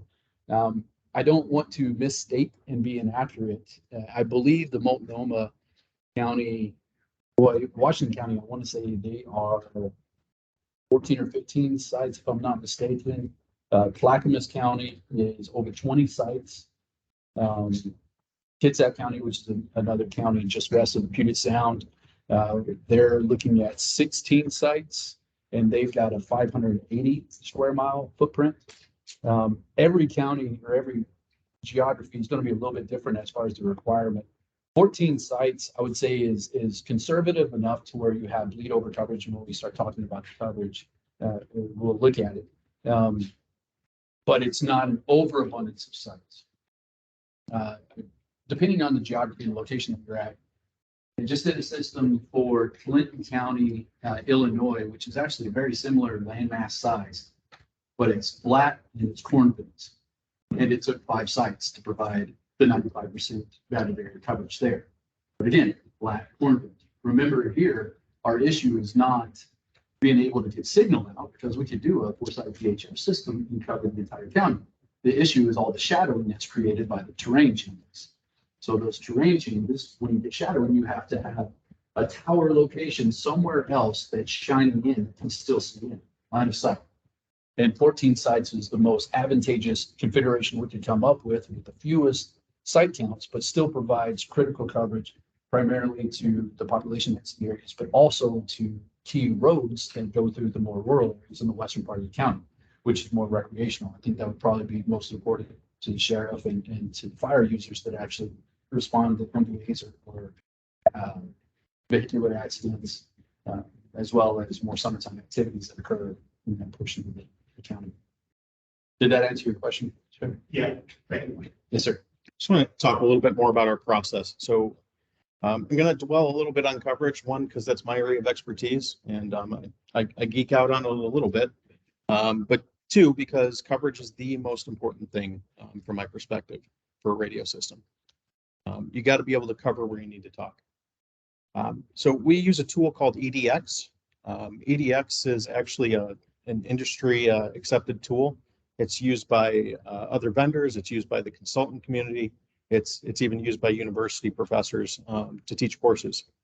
My first work trip fresh out of college over 20 years ago was actually to EDX for training right here in Oregon. They are based out of Eugene. So I did a training session with EDX over 20 years ago, and they're still around, still an industry leader. We use high resolution terrain data. We talked about the reliability metrics that we use, and everything that we do and input into our tool is based on a standard that Tyler actually referenced earlier, TSP 88. Everything we do is by that standard. So we can point and find any number that we use in our tools into that in that book. We don't use proprietary tool. We are very transparent. We're very open with how we run our propagation. In fact, we were working on a proposal for another project, or we were working on another project, and a consultant asked us to help them model a system that we previously modeled.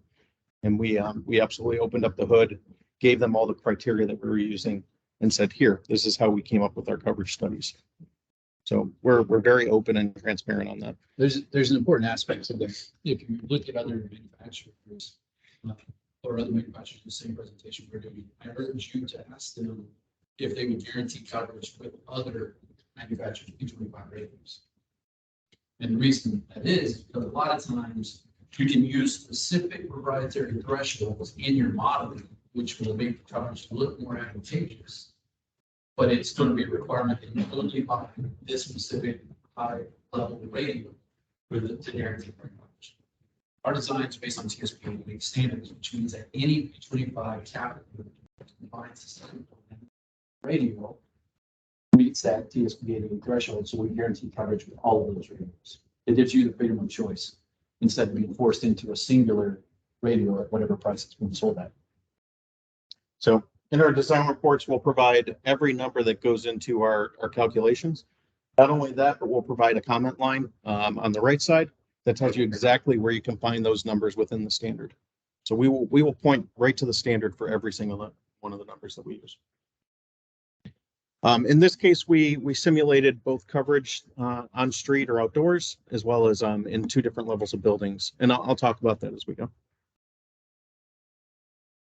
So we did 4 different groups of coverage studies, I believe. So the first one was mobile sites, mobile coverage. With the 14 site setup that you see here, mobile coverage is pretty much blankets the county. So that's your mobile radio and your standard police vehicle or fire vehicle.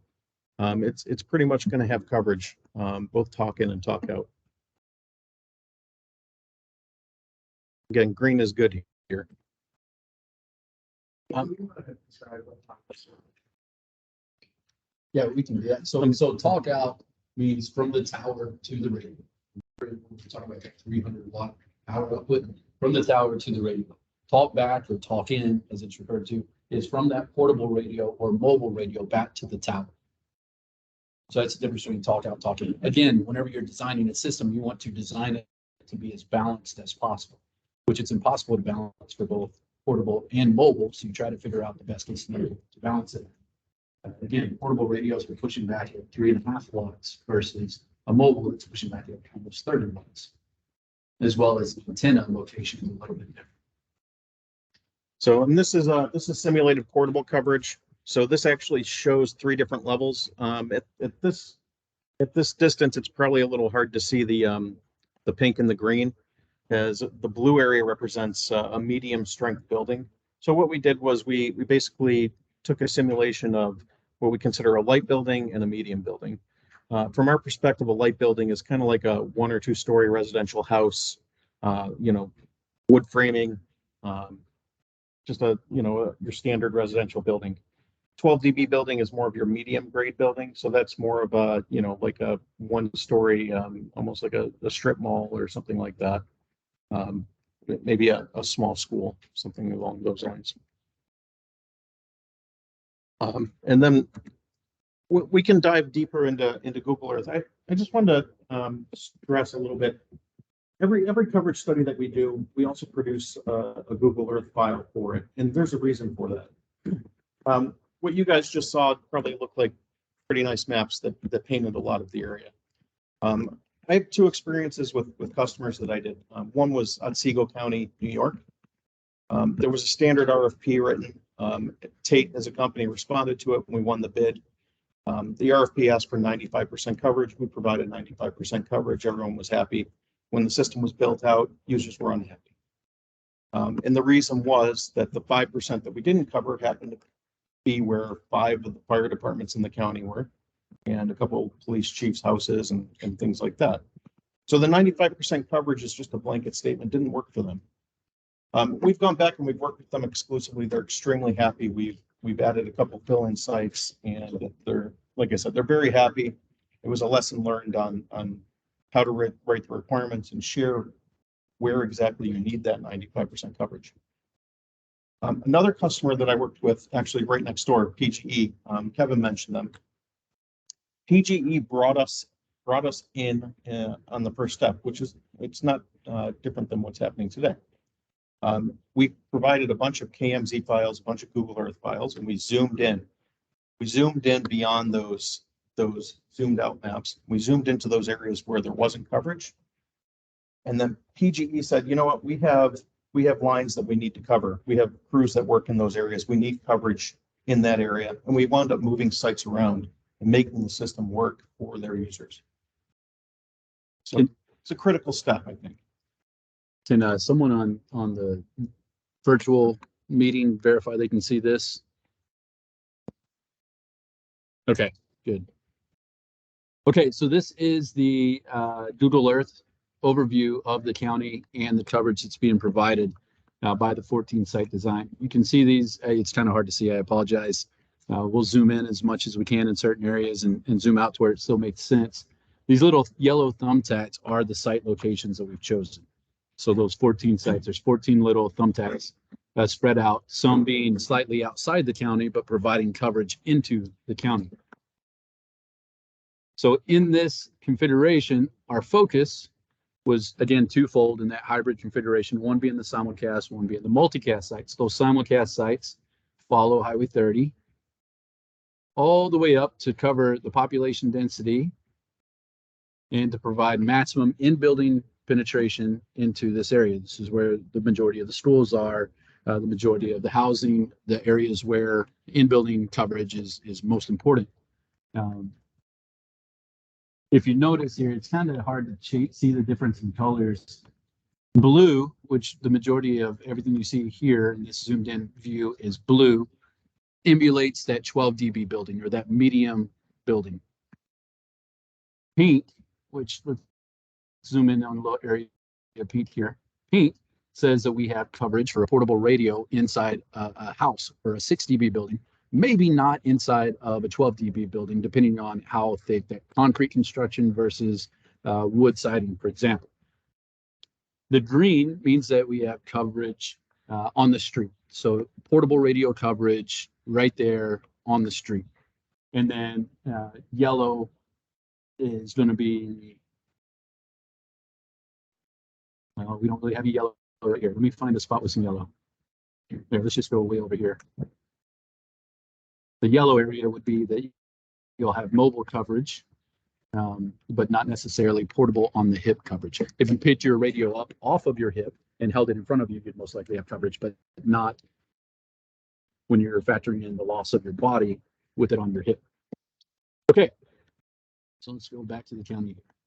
I don't know if I'm making you guys. So in our design, we wanted to focus the in-building penetration aspect. So make sure that we had coverage in buildings along the I-30 corridor as much as possible, and then maximizing the footprint as we move more into the rural areas. But again, we're limited by the terrain, the vast terrain changes on the western portion of the county.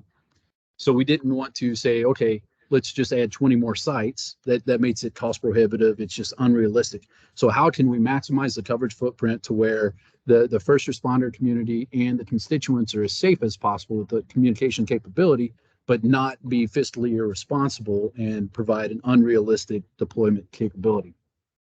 And this is the site composition that we came to. So if you notice, we have pretty good in-building coverage across the county. Now, there are some areas that you don't have necessarily in-building coverage at a detailed level.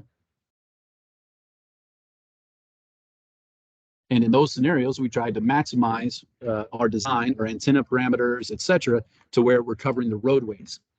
The middle of the woods might be a search and rescue situation, or a deputy that might need to get in there on pursuit where the communications are important. But again, if we're saturating the entire county with 100% coverage, then it's unrealistic from a fiscal responsibility standpoint. All right, is there any areas that anybody wants us to zoom in on, or I'm just sit here and play with it? Yeah,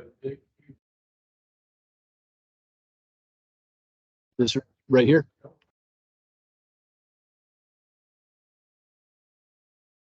Gotcha. Yep. It is. So the area that the boundaries right here, it's kind of hard to see, but there's the red county boundary. So that boundary,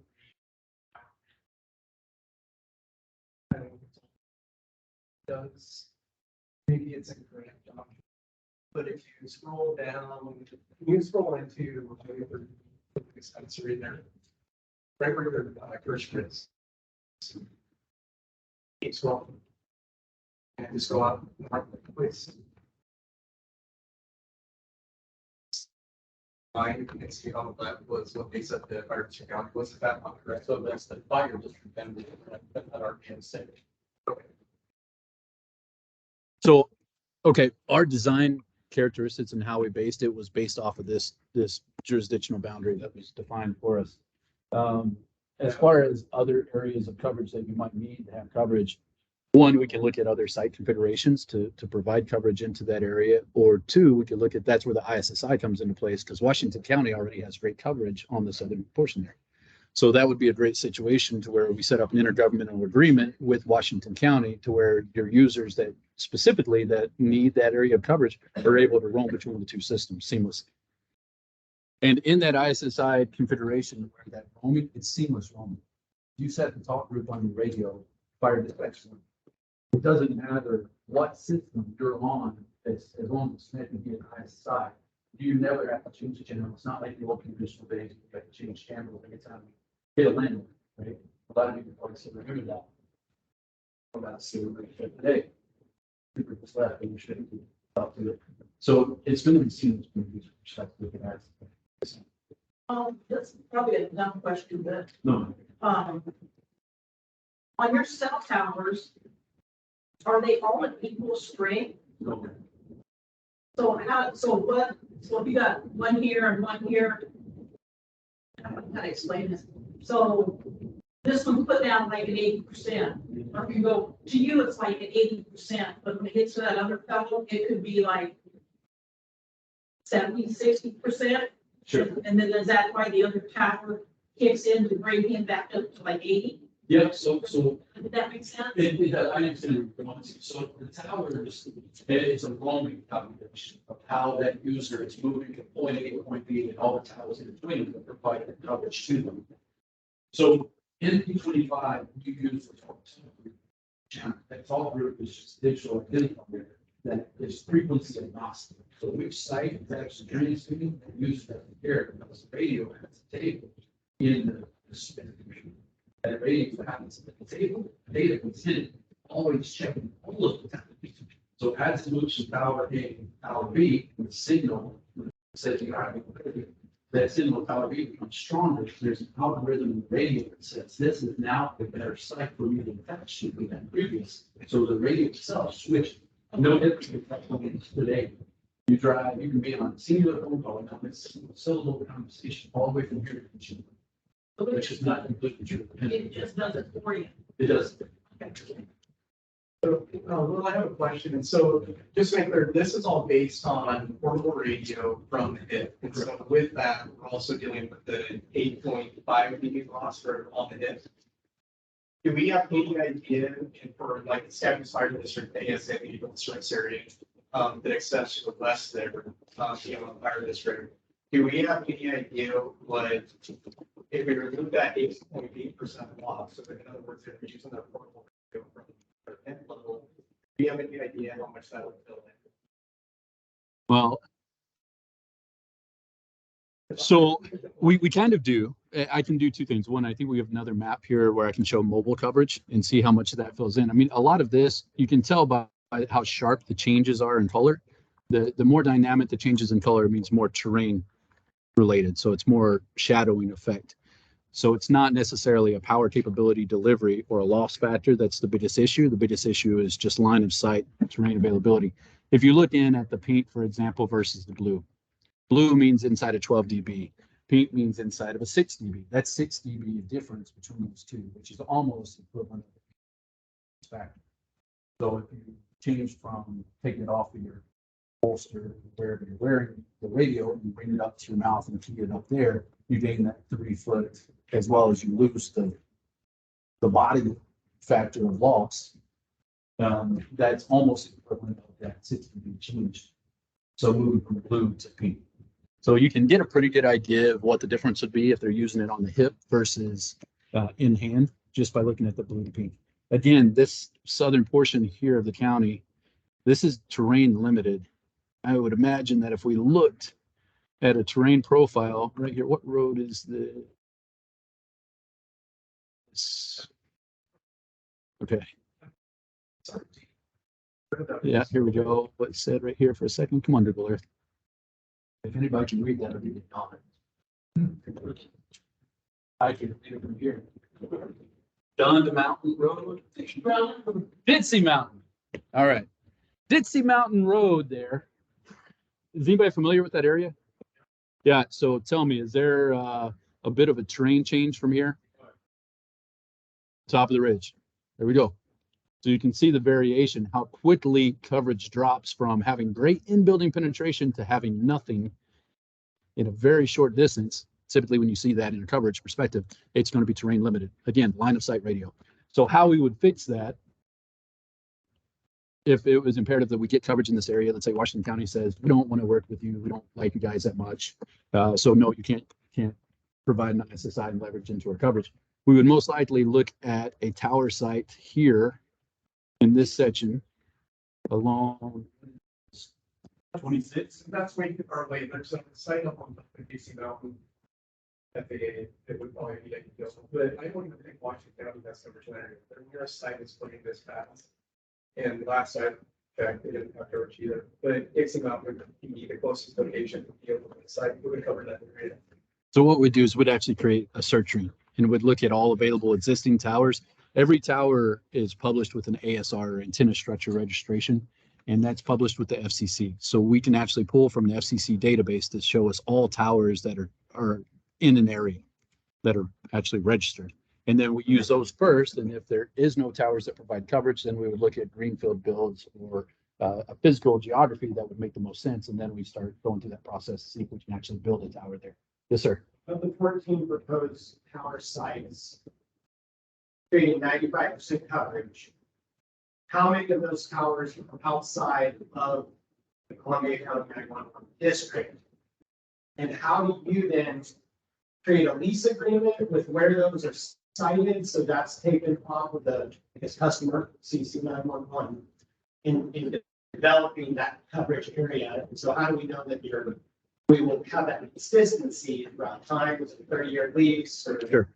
I'd be curious to know. Yeah, so the county boundary is not as big from a jurisdictional standpoint.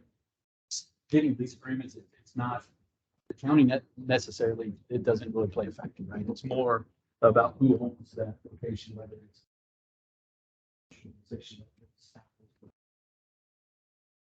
or if it's Jimbo that has a high spot of land that it's on the horizon, that the ability to put a monitor there, right? All of that is registered and used, all that information, I think, on the location. So what we do is we go into find out and start that discussion. We work with and agree is Columbia County. And whatever that declaration of real estate, we don't agree with that, because that will share for that agreement. We're going to shoot something we want. And some upgrades, I would say it's a lot easier to build, find something to have some power. Put it out in the property. It's our mission to get money out of the property. So then it's just turning into why we get the value. Most people see the value of public safety communication and they don't try to build public safety for one of these states. So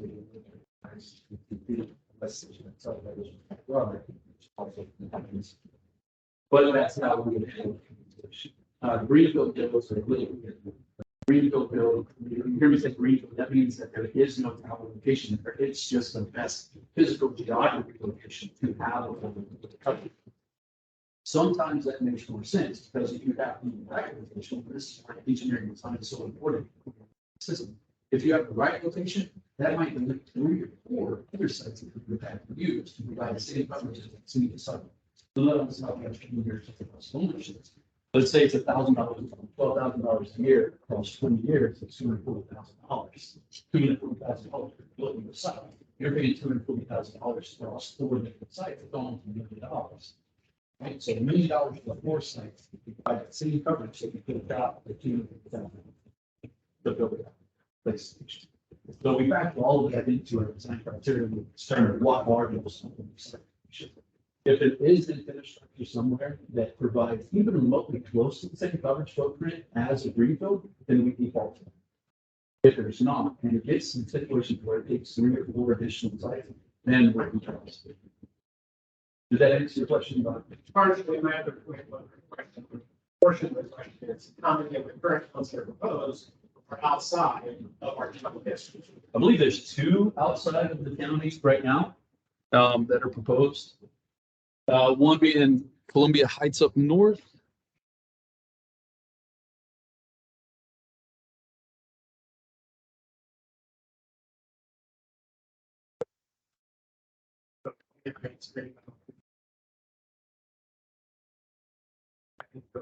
I think that was just 2, if I'm not mistaken. Yeah, and those are sites in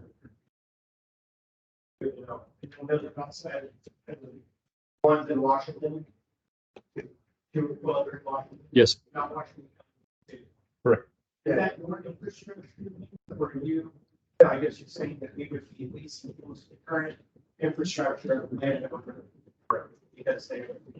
Thank you. Those are existing powers. It's more of a intergovernmental. Yes. How many of the 14 are greenfields? Oh, go back and look. I want to say that there were roughly 4 that were greenfield with no infrastructure. There were a couple that actually had some level of infrastructure. Tyler, what was the one that we went that had the shelter? It was over. Yep. So there are a couple that have minimal level of infrastructure. When we look at, and that's a factor that we have to consider too. When we're looking at the overall design, the total cost of ownership, the infrastructure we're proposing is the infrastructure, radio infrastructure. It's not necessarily the civil infrastructure for the towers that are going to be required to provide the same levels of coverage. So you have to factor that in, look at the costs. Yes, sir. How many current tower sites are you guys utilizing? Are you guys using all of the current sites from that? So we actually use all of Columbia County 911 sites that are existing. We also pull ODOT sites and we pull local municipality sites, and then we did an ASR search. So we pulled all of these, I want to say it was 40 something sites into a configuration where we can determine out of these 40 sites, what is the most ideal. Okay, now let's prioritize other sites that would be preference. So for example, Columbia County 911 sites that are existing are going to be top priority sites that we want to focus. However, if one of them provides no value, then we don't want to use it. So that is how we calculate it. I don't know the exact quantity. I'd have to look at the site list. And I believe I do have that in the presentation. When we get to it, we'll look at it to see what are existing sites. But we didn't want that to overly sway our decision on designing the best system either. Just a little bit further on this. So Columbia Heights, which is the first site right there in Washington, that site was actually purchased by Columbia Heights back in the current system built back around 2001. So they own that site. The Green Mountain site to the right to the east there, that's the second site in Washington. That's actually an SRP tower, state radio project. And Columbia 911 has an agreement with SRP to be on that tower in exchange for them allowing ODOT SRP on their class 9 tower. Thanks, Sally. Sure. So if you're deep in the future, let me know. But how is this going to impact our in-car computers? Is that going to get better? Coverage up the hills and mountains or not? So this is standalone from how your in-car computers, your MDTs are currently operating. I would assume you're currently using a Tait line or other cellular router to provide that connectivity back into the network system. We have hotspots for you. Possibly. So you're using the cellular rather than the P25. In our configuration, we have, well, first off, the system is designed with data capability.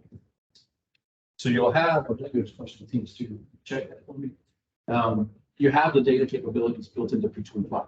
Now, P25 is not a high-speed cellular network. It's not broadband. It's 9600 baud. If you're highly technical and you understand what baud is, that means slow internet. It's actually slower than the whole AOL network. So 9600 baud is not the best data capability. However, for CGIS returns, for license plate running, 9600 baud is fine.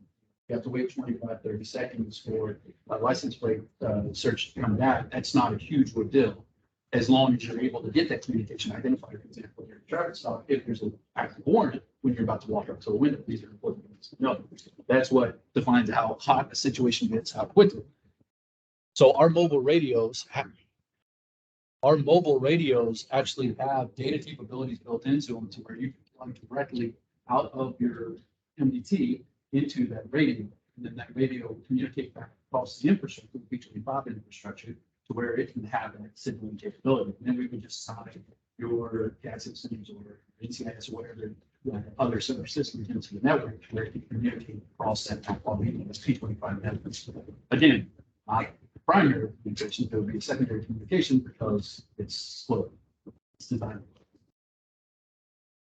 Sir. And it's, by the way, all manufacturers for the most part have that capability. It's just a matter of how much. You're talking about 95% coverage. What is the current coverage? Yeah, so we did not model the existing system for coverage. One, even if we modeled it, it would be modeled assuming that everything was too perfect.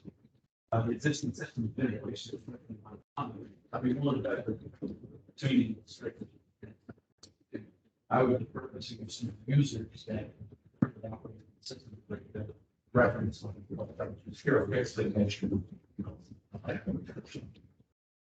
yeah, but the existing system is VHF, and it uses 6 sites. No, so there's 7 sites and 10 total. I've seen 10 and 12. I think there's 10, but somebody keeps saying 12, so I don't know. To those that receive loans. Yeah, at least 4 of them through. So your existing system, VHS, company, is deployed, which is operating away from the time. Over time, equipment, just like computers, drift. They're constantly vibrating, right? So that creates oscillation drift. And that drift, it doesn't work.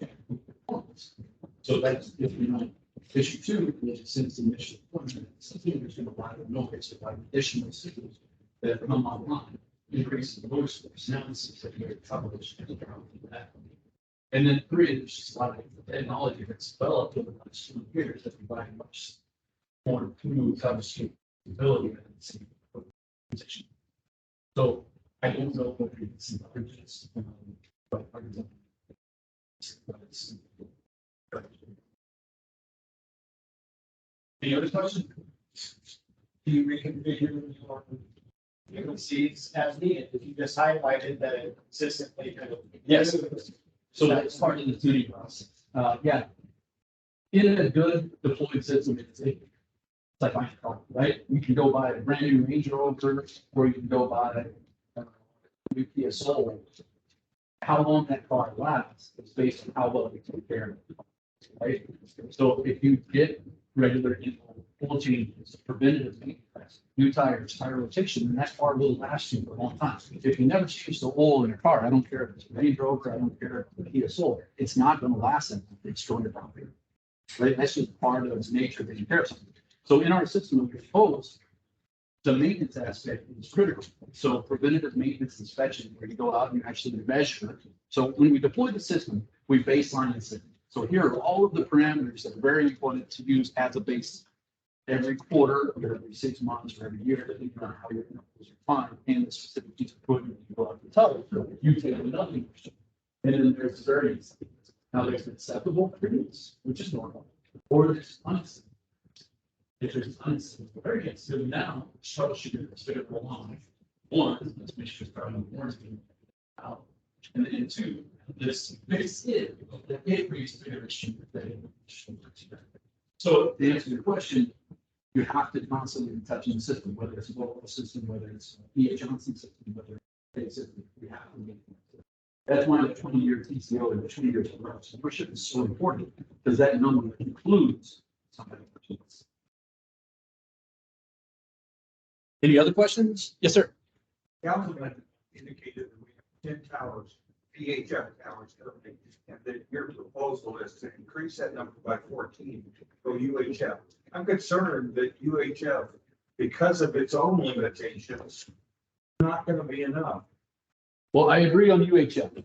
UHF is not my favorite spectrum. We're offering the 7,800 megahertz, which is a little bit different frequency spectrum. It provides better in-building penetration than what UHF does. UHF is the utility player. It's anybody ride motorcycles? It's the dual sport. It's not great at road. It's not great on the dirt, but it'll do both. That's UHF. So we want to stay away from UHF specifically for this configuration. The 10 sites in VHF, I don't know that all 10 are transmit sites. I believe that a couple of those are receive-only sites. Right. And which is normal in a VHF configuration, because you're transmitting 300 watts, right, out of the tower, whereas the radio 6 watts. So you need more receive sites to be able to capture that signal coming back than what can be turned out.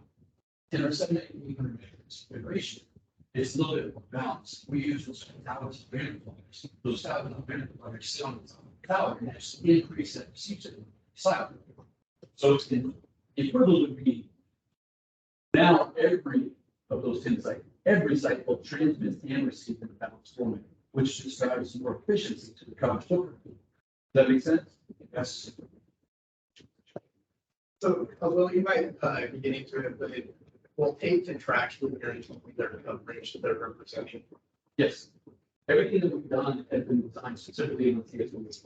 So in other words, the real world application with our Tait radios, we would use exact Tait radio with those in our configuration coverage would actually work a little bit.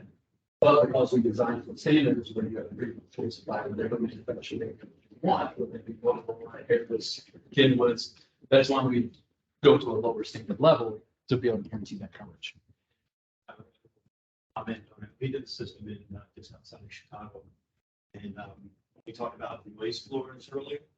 The estimated what the noise floor was around Chicago when we were on we were all, it was higher than what we expected. We wound up having to add sites. We guarantee the coverage, we added the sites. So that's our responsibility as part of the coverage. That means at our cost. So if we don't meet our contractual commitment of coverage, then we will buy the sites to add to be able to deliver that level of coverage that we guarantee.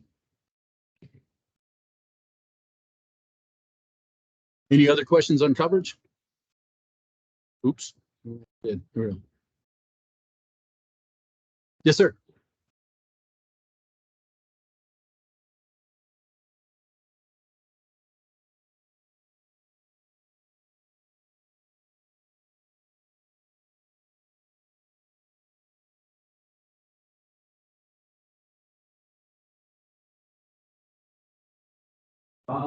It could be. It could be more cost effective. You have to look at it, what the monthly planning cost is. Maybe the amortize that across the year, share usage, basically, the total cost of mission. In certain areas, first, I might have to cover just one thing. How much any site really any part of Oregon, with the exception of maybe one county, piece of sheet. It's just so many communication. Now, also cellular is commercial technology. What that means is that it's not political membership. So if a call there, I'm sure it's call there, there's no insight, no instructs them. However, if you're on scene with that dynamic situation and you hit your red emergency button because you just have shot and the situation going on and that call drops, that's a key issue, right? And there's manufacturing consumed over there. That's why there's a couple of liability aspect to the critical membership. Say difference if you're a fire responder, you go in and see and go on the structure and the structure comes down.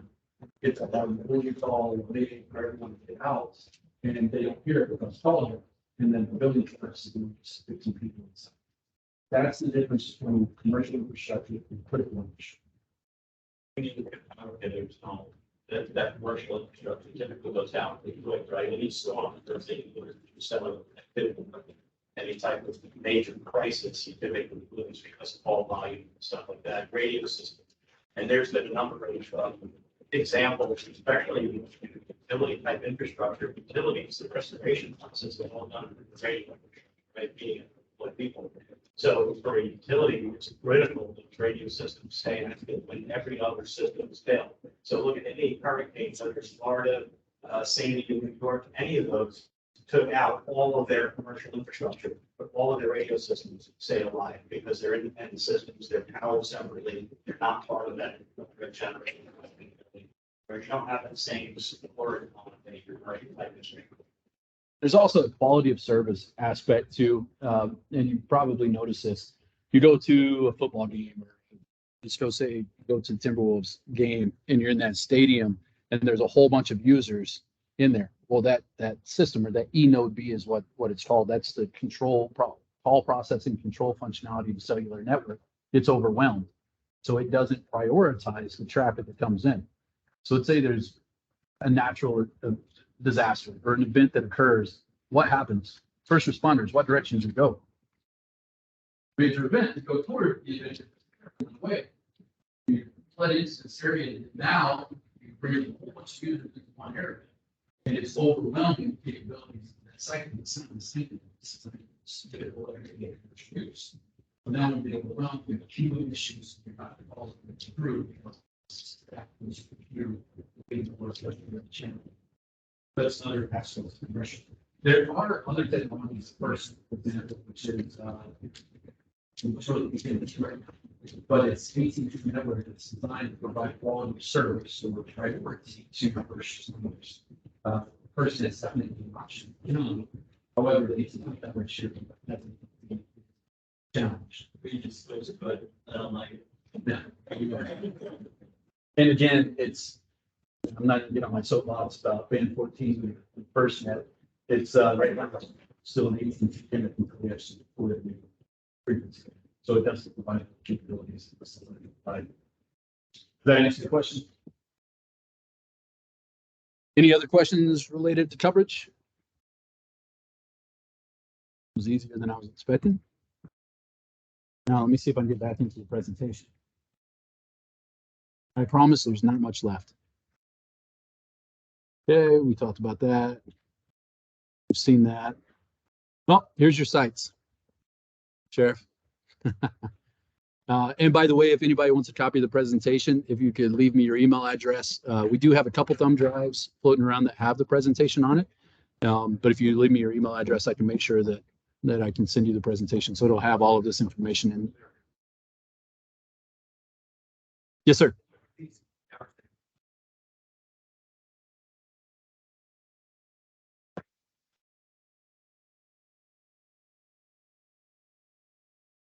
We do. We have significant experience with working with cell companies, with commercial tower operators, as well as locals that just own the land and put the towers specifically to create a revenue stream. So we've worked across the board. Those are usually typically easy. It's just a matter of one, let's find out a fair price and negotiate that price. And then two, what else is on the tower? Let's make sure it's not interfering with them. Those are easy. When we get into greenfield builds, that's where it gets a little bit more challenging. And Oregon, love you, Oregon, has a few extra challenges as far as going through the land permitting process to actually build. But again, we're very experienced in that area, and we'll be right there along the county the whole way in the 911 district to provide that expertise and that support.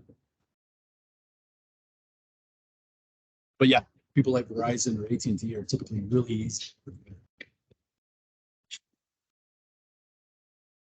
Okay, cost. Sure, a couple of people are interested in this. We'll get into the full pricing in a little bit. I just wanted to give a little example of what a per site cost looks like. So other manufacturers or other solutions might be offering different site counts. That's important when you're looking at it from a coverage perspective. Those quantity of sites also affects coverage. The frequency band affects coverage as well as in-building penetration. And then the guarantee of coverage is also associated. At the end of the day, visits are visits. If you have a Motorola repeater, if you have a Kenwood repeater, if you have a Tait repeater, it's limited to the power output, and then there's a receiver sensitivity. Everything else is math.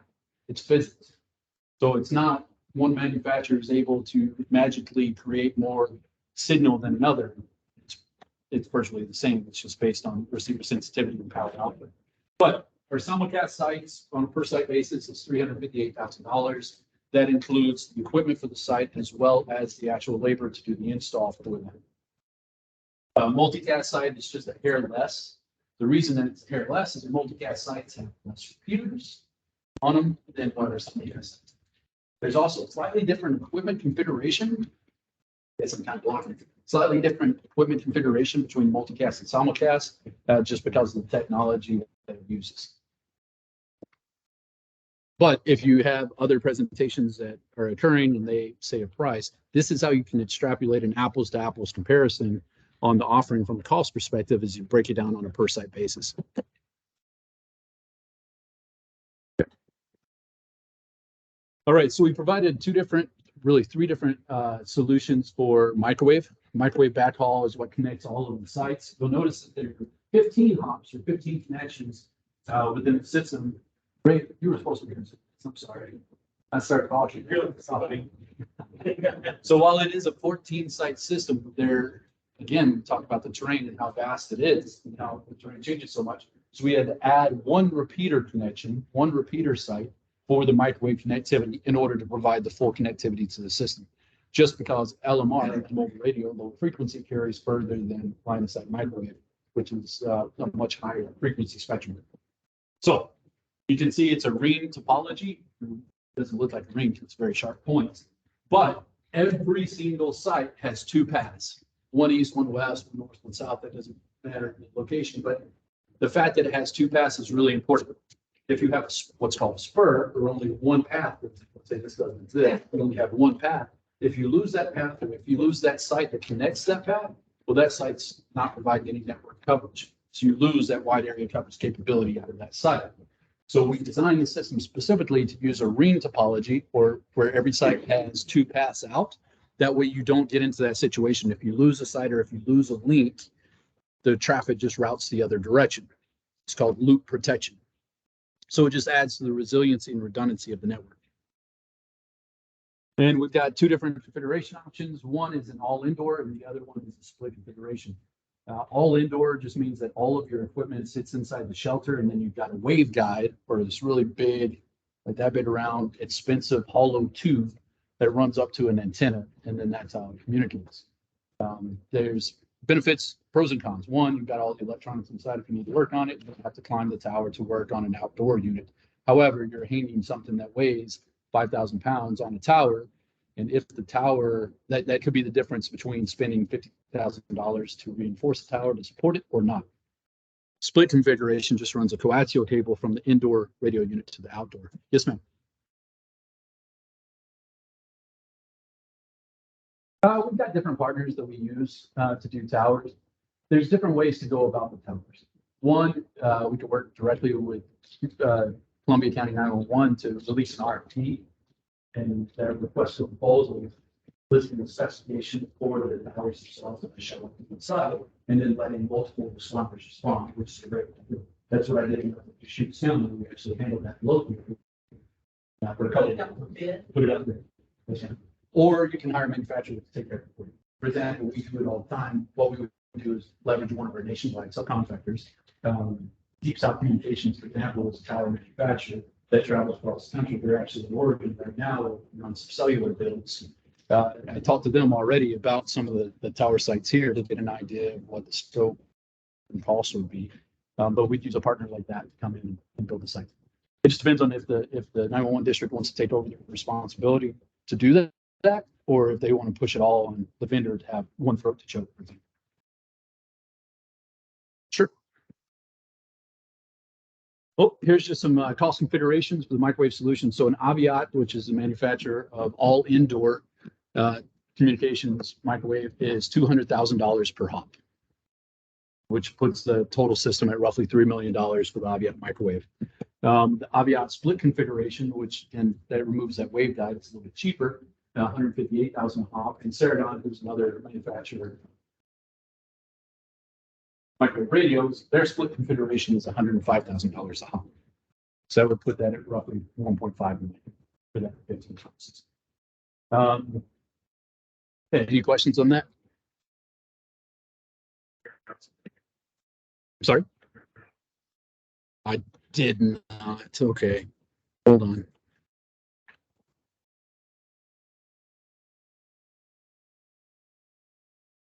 Did it just now stop? Or? Is it better? Okay. I apologize to everyone on the call. What you missed is on the screen now. You got 5 seconds to memorize it before I change to the next slide. Okay. Great. You want to come back up and walk through resilience of the design? Again, as we're doing our design, coverage is very important, but also resilience and redundancy. This goes, I just stepped out, to the commercial aspect. So if you look at a cellular network, again, it's commercial, it's for profit. So they do put some focus on redundancy, but they want to make sure they get paid. Where they're going down to the rest of T-Mobile or something. But we're very building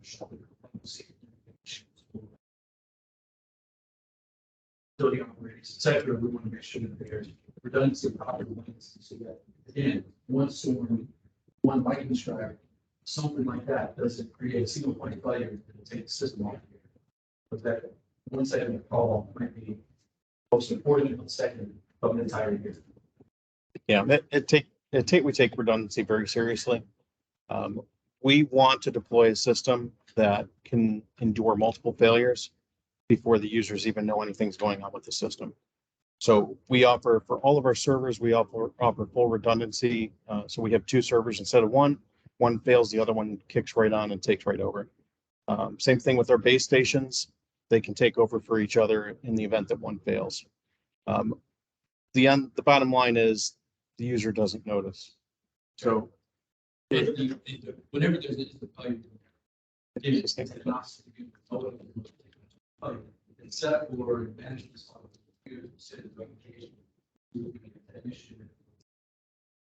dispatchers who someone that can monitor networks and give notice that it's issue.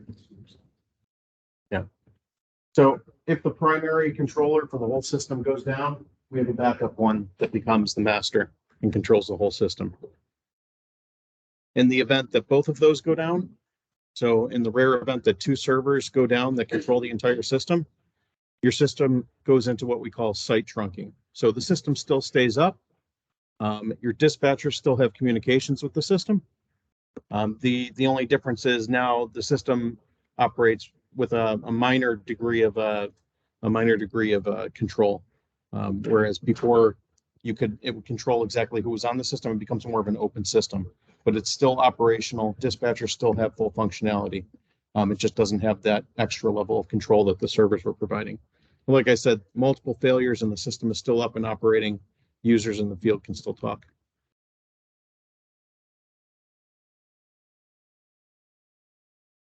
In the event that your site controller fails, which is the server at the site that controls the actual trunking, this is like 4 levels of failure here deep. The system will actually send out a message to the radios in the field, and it'll say limited service available, or fail soft is the P25 term. So the users will know, hey, I can talk to the people that are around me. I can talk to the people that are talking on my site. I might not be able to talk to dispatch because I'm getting this alarm on my radio, basically saying I'm in fail soft version and there's been 4 or 5 failures above my head. So there's something critical going on with the system. Maybe a tower, 2 towers fell down kind of thing. And that's pretty much it. So it's very modular, everything, and it's self-healing. So once these X's go away and these links come back up, these servers get brought back up. If a maintenance tech goes out, everything will heal back and go back to normal status without any kind of intervention from anyone after that. All right, for the sake of time, we're going to kind of cut through a couple of these slides. Again, I've got the presentation available if you want it. All these next couple of slides are talking about the hardware itself and the benefits of it. We've already talked about the system topology. Again, a single piece of hardware is pointless. It's all about the solution, and the solution should be the focus. So I'm going to just skip through these real quick. One piece, though, to tie in is that in our repeaters themselves, they have the capability to be converted into a spectrum analyzer. What's the value of that? The spectrum analyzer, when we talk about the noise floor or interference issues, this is really important because now a user, for example, that's sitting in the dispatch center can say, oh, we just found out that there's a channel down because of interference, which I think probably happens pretty frequently on the existing VHF network. They can log directly into the repeater, convert it into a spectrum analyzer to see what's going on in real time. Here's the thing about interference. It comes and goes. It's not there all the time, or else it'd be really easy to isolate. So that 15 minutes that it might take a tech from the first time they see that there's an interference issue to drive out to the site to actually hook up their spectrum analyzer to the antenna to try to find that signal, it could be gone. It could take months or even years in some scenarios to track down interference issues. So this is just a benefit of our Tait repeaters, the only ones in the industry that have this capability to be converted into a spectrum analyzer in real time to capture that interference much faster. Okay. I'll just touch on this briefly. We have an entire management suite of products that we brand as Tait Enable. Enable Monitor, Enable Insight, Enable Fleet. It's basically all of our management utilities that provide management of the system. What it all does is, because these are all IP networks these days, they're all connected via IP. Everything's accessible remotely. So when you have something like a failure today, a dispatcher might get a call from, John in the field saying, hey, I've been trying to radio you and no one's responding. Dispatcher might say, all right, I'll call the field technician. They'll head out to the site and check it out. All of this stuff is connected remotely now. So if there's a failure with a base station, you're going to know in real time. You're going to get an alarm set on the management suite that we're providing. So it's going to say your base station's down. You're experiencing a failure, your power management unit's down, or PA is down, something along those lines. Enable Fleet is a very powerful tool. It handles all the programming of the radios on the system, and you could do that all over the air, all wirelessly over the system. So gone are the days where you have to actually drive out to a fire department, for example, find out how many radios they have. If you want to program them with a certain feature, you can do that all wirelessly now. You can find them on the system, send a command, add a channel, add a frequency, whatever you need to do to that radio. Say you have a fire department in a neighboring county and they want their channel programmed into your radios, you can do that all over the air. You don't have to drive out to their location and gather all their radios and physically touch them anymore.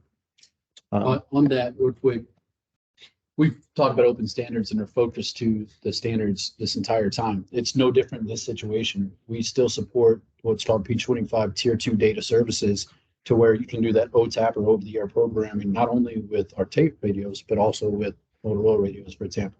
You still got that capability. It's through their own server, but it'll use the Tait P25 standard, the P25 standard across the Tait network to provide that functionality. That's pretty much it. Perfect. Pricing? Anybody interested? Okay. So a lot of this we kind of breezed through. Thank you, Ray. We kind of breezed through a lot of it, like the Tait suite. The reason it was captured here is because it's all included.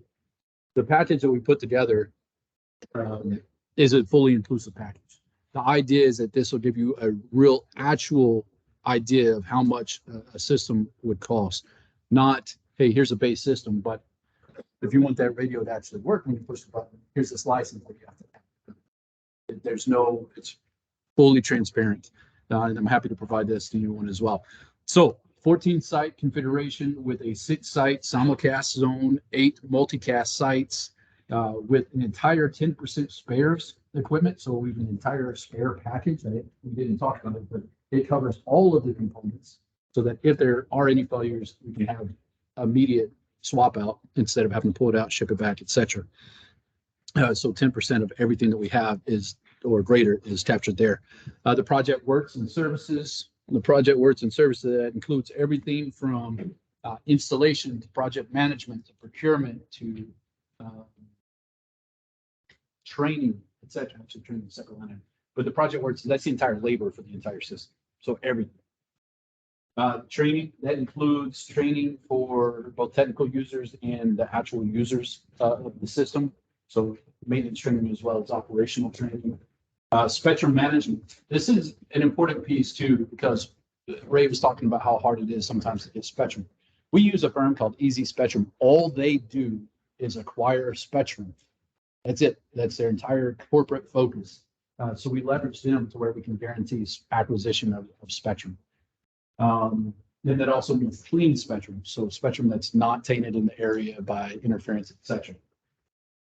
Support and extended hardware maintenance for 5 years. So what's included in this base package, 9.5 million, is 5 years of worry-free support. So that means all the hardware maintenance, all the software maintenance.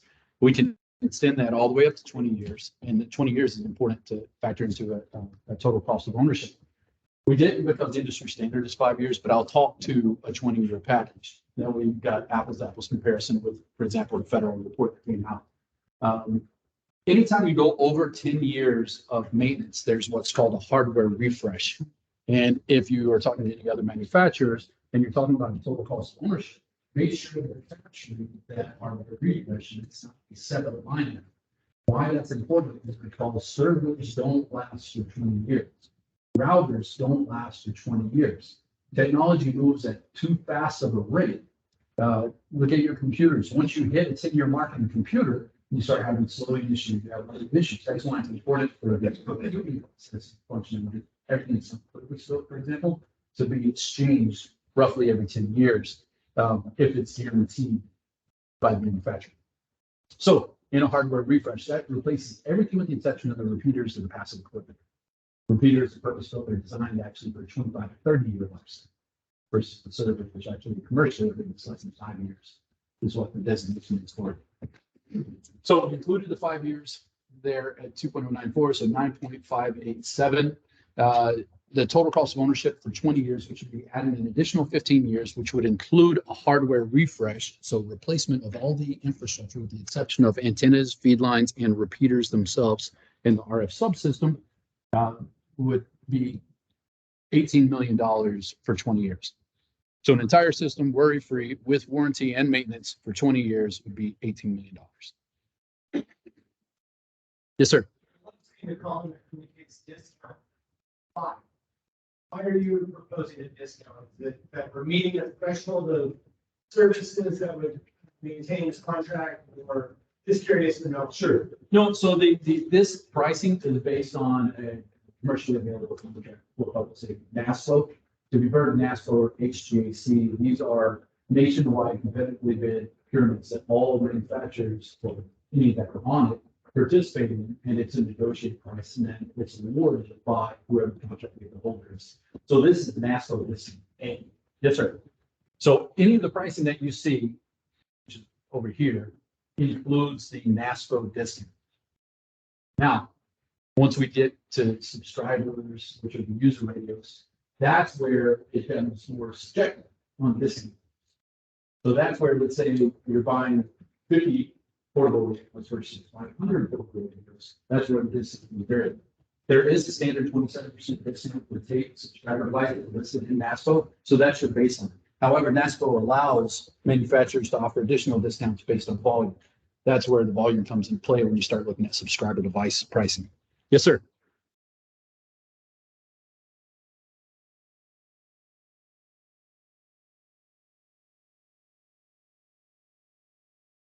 Not seeing. Which So the first price is $11 yes, sir. They got a $1.4 million discount for $9.5 million. Selling price.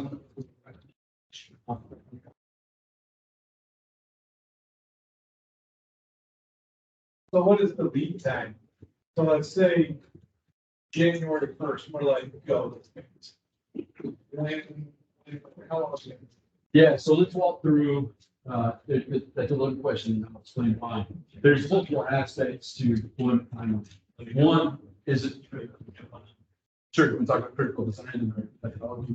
Yeah, no, I want to talk about lead times of product. Right? Oh, product. Yeah, it's lead time of product. So we design and manufacture our own, right? So it makes it a little bit easier for us than people that have to subcontract to chase parts from others. So what we typically do as we go through the process of doing the design and working through the details, our average is somewhere around 12 weeks from the time you place the order to the time you start shipping material.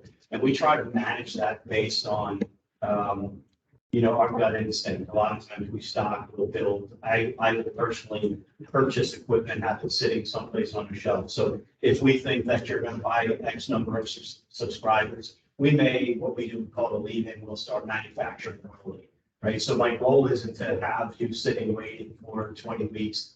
Right now, everybody knows that the world of shipping is upside down. Sometimes there's more radios sitting on tankers out in the ocean somewhere than anywhere else, right? We don't use shipping containers to ship our stuff. We put them on airplanes. So we actually charter with different airlines to put the material on an airplane when needs are. So we find that to be much more consistent and easier to manage. So we'll do smaller shipments more often. And we've been able to get through the entire pandemic without having a significant impact on selling the shipping standards. So that's really the best way to control all the manufacturing. And then we do a little bit of pre-planning with the expectation of what your delivery dates will be. And then we'll probably do a bunch of meetings and start building that stuff before. Thank you, Kevin. There's another, I'll get to you 1 second. There's another aspect to when you're talking about January 1, let's go, that leads up to not only the product orderings. There's a part of our project management is to do a due diligence or a detailed design review.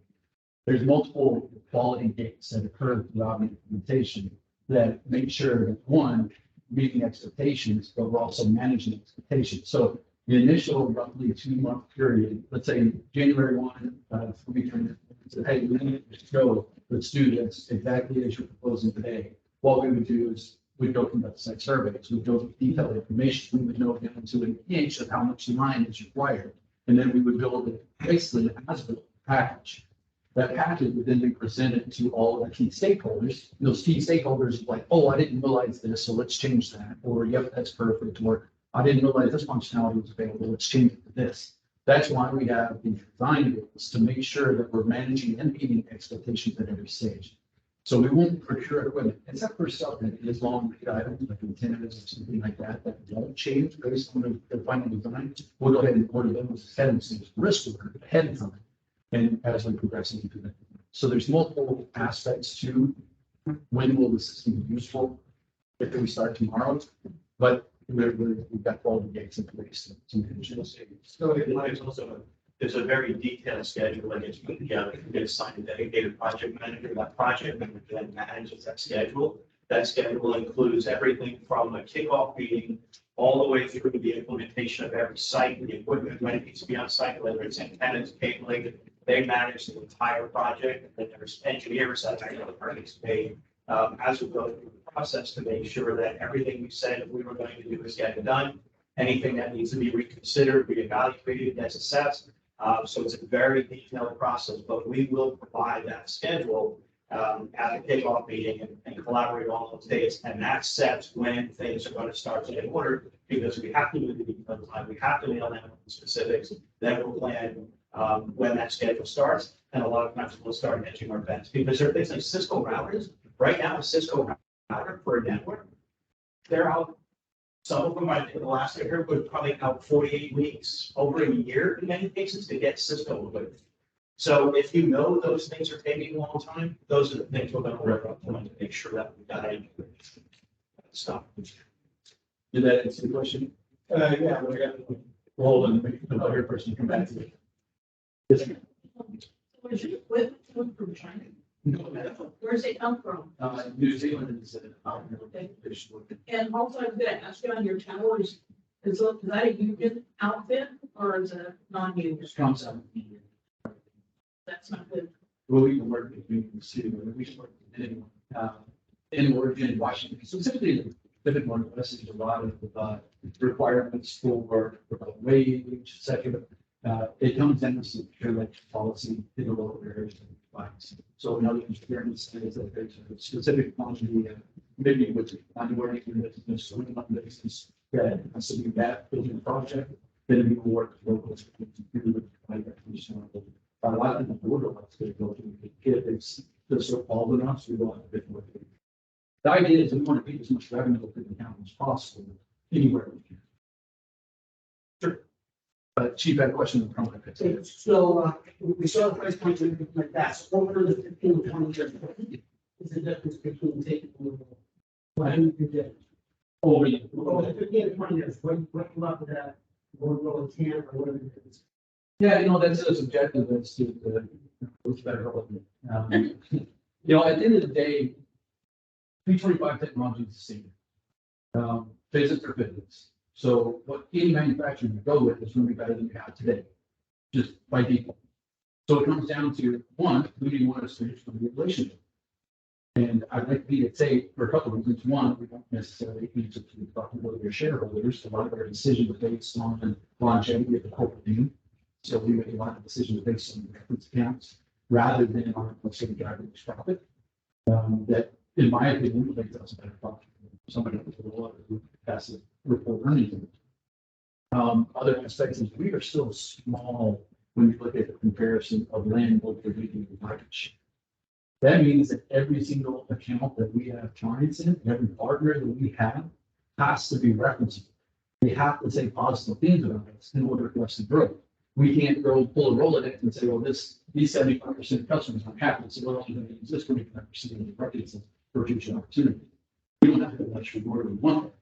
We want to have partners that are with us, making sure everybody's happy to take leveraging that as the namesake. Other manufacturers don't have to call it they knows them. Don't necessarily follow those guidance. They look at, okay, I'm going to respond to where the most profit is, and that's where it focus. So working on the county, it's also an aspect of regional systems like Washington County system, others. What's your population? See what value are you providing to them, to that network? Are you going to be the top priority, or are they going to take care of themselves first and then you can distract them? So I hope that answers your question without me saying anything. I had like 4 months to answer one presentation, so you know, All right, thank you. All right, I'll try to keep it quick. So I know the Vista home site isn't there, I mean, they have construction. For sure. But in my understanding, there's 3 other sites that are not built yet. Yeah, we're going These through. all sites that are all there, ready to go basically. Not all the sites are there. Vista is obviously not only the shelter and structure that's there, but I think the power. I don't think the power exists in this right up. So got the figure that out. And offset it doesn't get better. There is 15 guys in state was, but Well, if we can fix the landline part of the internet, you can figure that out. Problem solved. They were saving money already. Okay. Yeah, we've got a site list. I have to go through that site list and see which sites are, if it's in infrastructure sites versus what would be retro. Location. Any other questions here on the pricing? Well, yes, ma'am. Just, obviously, we have to for bond, or I think the better option is grants. We work with other communities like ours and work with them on Yes, leading grants. yes. So you do have someone on staff that would help with that? We do, well, we don't have that in person toward grants, but we work with an agency. And I would actually refer you to the Golden, Scotland also do this. I mentioned earlier the issue of the Deschutes County, one, for up there on the mind. And Deschutes County, again, this office manager, she's also a grant. Phenomenal job of getting multiple grants for Deschutes County one. But what I really like it's local, it's very, I don't believe it, I don't know if you're involved with that, at all. I don't believe it. Our organization, public safety communications organization, that focus on either the dispatch center in the house or the radio center in the house. Both of those organizations have meetings monthly and then quarterly on a regional basis. And I believe they used to have a yearly meeting in South Shore that lasted 3 days, where they actually bring the grant officers in to explain the grant process, how the better position, how the right things. But again, we as a manufacturer also partner with the grant providers to help us to write specifically. But think of grants too, there's a ton of grants that are available. It's determining which ones are the investment you're about to focus. And in order to pursue those, what you're showing that says that I'm committed and how you write the grant will a lot of times decide whether you get it over students. I know the schools have opportunities right now, and this federal grant writers, they have opportunities to have it against the federal, which will say. Sure. Absolutely. Absolutely. Schools are for you to apply for. And to help, specifically help you with the verbiage that you used to make. There's still a lot of people that we have to put. They know a lot of the counties we work with across the country are all still getting access to our community. Our things are not. Our goal is American beef protection. It's the second. To the state, also other agencies. But I believe it's already appropriated.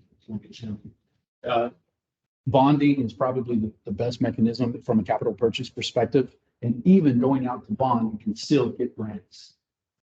As well as there's triple Ps or public-private partnerships where they will actually, at a pretty aggressive rate, finance a solution for 17, 15 years to where you're paying a monthly expenditure. And with it being financed that way, it's still where you're able to leverage bonds and capital investment. Or you could levies.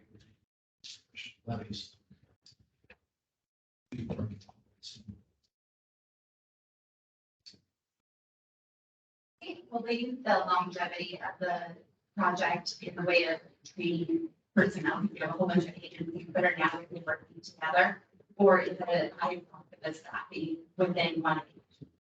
You're talking about refreshing? No, I'm talking about, like, say, whether it's EPOM or or the county itself, who's gonna hold it and pass on user fees, to the different agencies that are now working together.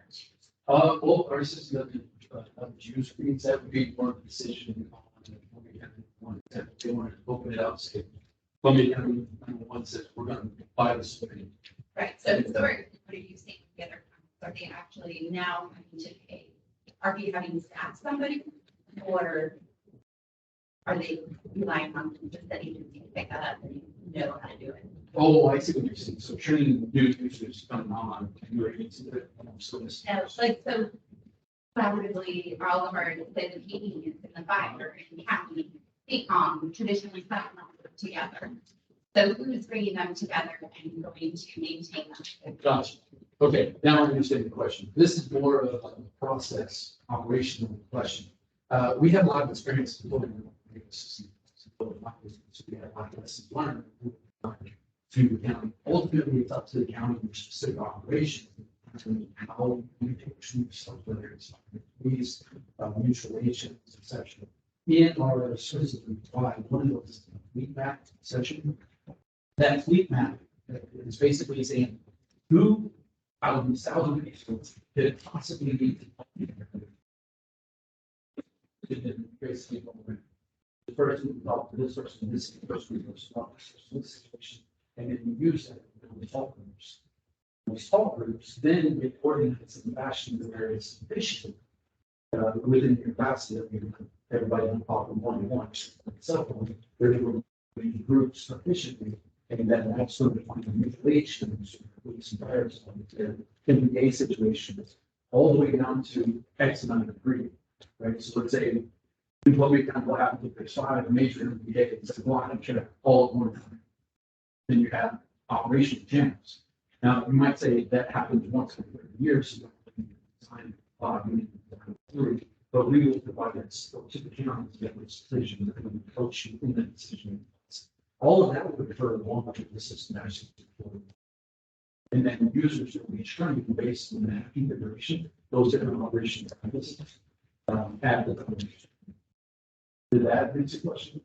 I'm still thinking that it would be another budget item at the time of the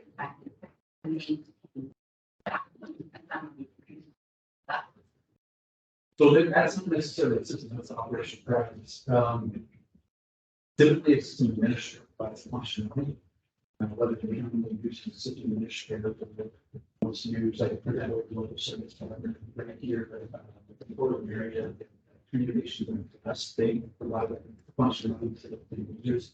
We also offer an option for the full-time system administrator. That full-time system administrator would be take action, we that this your house here, local, or if you come into office, or every situation was that, but they would manage all of the system and also be operation practice. I would also ask those who manage the systems today. Which system you start with the system camera, that's exactly on the county, that's the one that's the system, the school has their own system, so there is. So different radio system, we sell a system, you can partition it for you want, you can add multiple systems, you can add multiple system managers, multiple people that are in charge of their fleets, and we can consolidate. We have, one manager, and we can make a definition.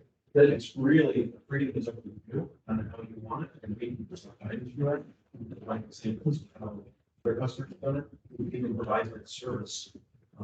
If you want to, but it's really great sample for devices to be with this, no matter what radio system you want to go to, you're running the same. And so you have to pay for that. A managed system, that's right. I say train, where you have somebody who is the subject matter and work with training. I would share with you that training is one that we have on site services where we have a badge employee who's on the staff that basically maintain radio. That's all he does is making the radio changes, but administrator reporting, everything is done by that. I'm just going to reiterate the question and answer real quick for everyone that's on the virtual meeting. So the question, which I failed to understand multiple times, was with this new system configuration that has multiple agencies that have never had the interoperable communication capability before, who is going to manage their communications, the training, to the know-how of how that operational characteristic will act? And the answer is multifaceted. Ray actually gave the best answer, and the best answer is it's up to the county to decide, or up to all of the users that are on the system to decide how they want it to operate. It can be partitioned to where the existing operations that are in place are maintained, to where police manages police operations, fire manages fire, utilities manage utilities. That's fine. We can partition it down that way. Or you can have a singular system administrator that provides the communication or interoperable capabilities of all users and manage their fleets for them. All right, any other questions here? Any more pricing questions? About to go past it. 3, 2, okay. All right. I appreciate everybody being patient through this presentation. I know it's a lot of information and a lot of time, so I'm going to move pretty quick. Again, our infrastructure, I talked at the very beginning about how we decouple infrastructure from subscribers. It's really two different parts. The infrastructure aspect we designed specifically to be agnostic to the subscriber side. So in other words, we follow the TSP 88 standards to where we give the power of choice to the users to determine what the best subscriber radio is for them. Some might like Motorola, some might like Harris, some might like Kenwood, some might like Tait. That's up to you to make that decision on what you want from your subscriber fleet. Again, we're an original equipment manufacturer. We have a full portfolio, including subscriber devices. So I'll just touch on a couple of them real quick. We just launched our TP9800 multiband radio. It is the smallest, which is important for those that are wearing duty belts, as they can attest. It is the smallest and lightest weight portable radio, multiband portable radio on the market. It also has an improved receive sensitivity over the TSP 88 standard. So that means that the coverage is actually even better with it than what we're advertising. So that is our TP9800 multiband. I'll talk about pricing here in just a second too.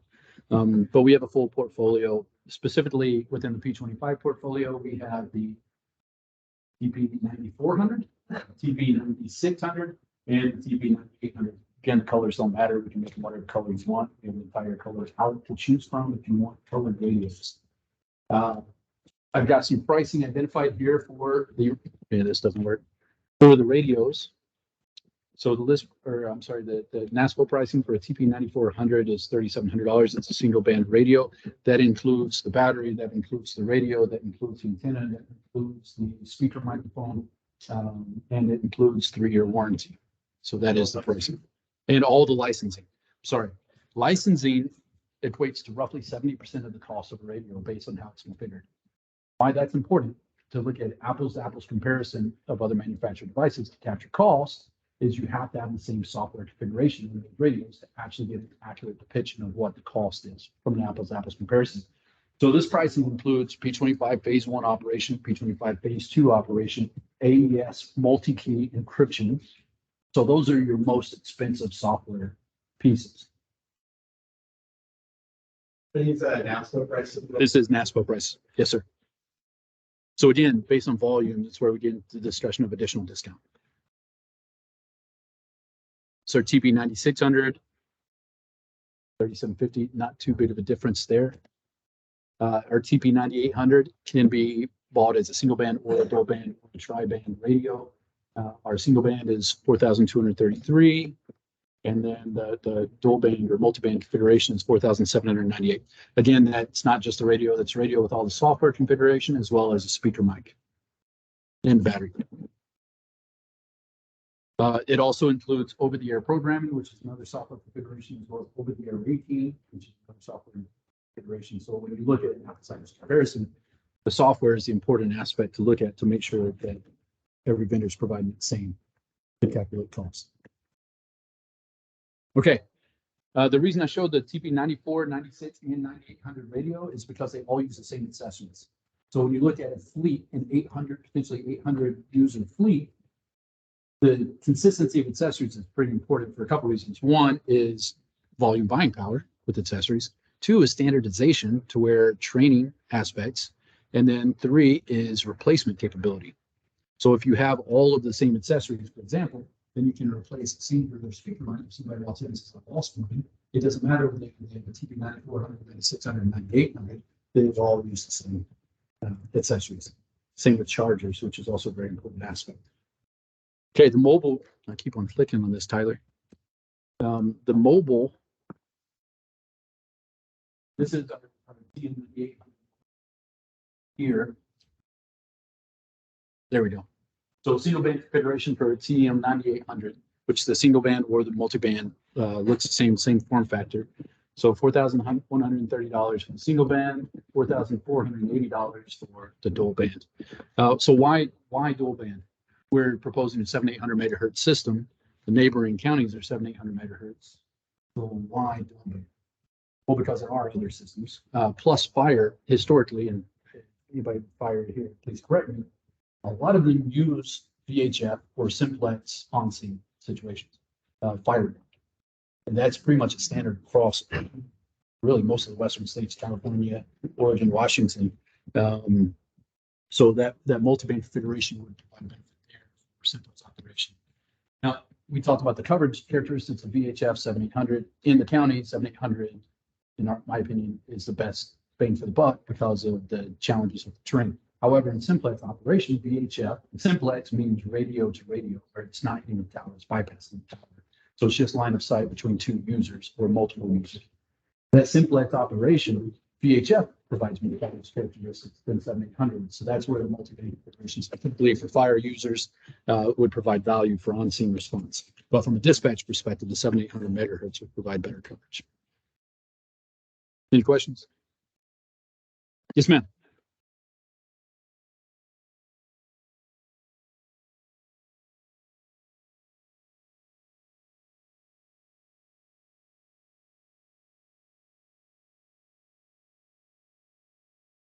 Yeah, there's different cutover methodologies to determine what's going to be the least impactful. And part of that decision-making process is on tower site availability. So let's just say have a tower, as long as there's room for both systems to be up at the same time, then as soon as the system's deployed and trains and that, it can cut over quickly. Right? So typically when you do a cutover from one system to new system, you sure you do it in stack deployments. You don't transition one shift at a time. Let them burn it in for a week or 2 weeks after the system's fully accepted. That way, there's not going to be major issues, operation issues. We will identify that fully. Typically, a system of this size, assuming that there's the capability to run both systems in parallel, which actually instances where completely different frequencies data, the entire transition from when you start transition users to utilizing transition users is roughly.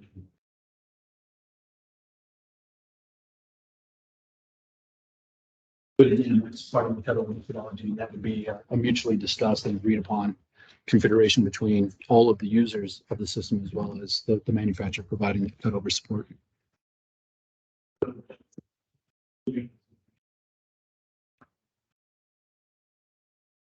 top of the. Oh, Correct. Yeah, I did not include that in the just looking at the information that was gathered through the survey. Another 3 million and 10 million to really 2.5 million. How many users do that? How many footballs and mobile radios? I'm not questioning that. It absolutely. Yeah, I could be wrong, but it says on this list here.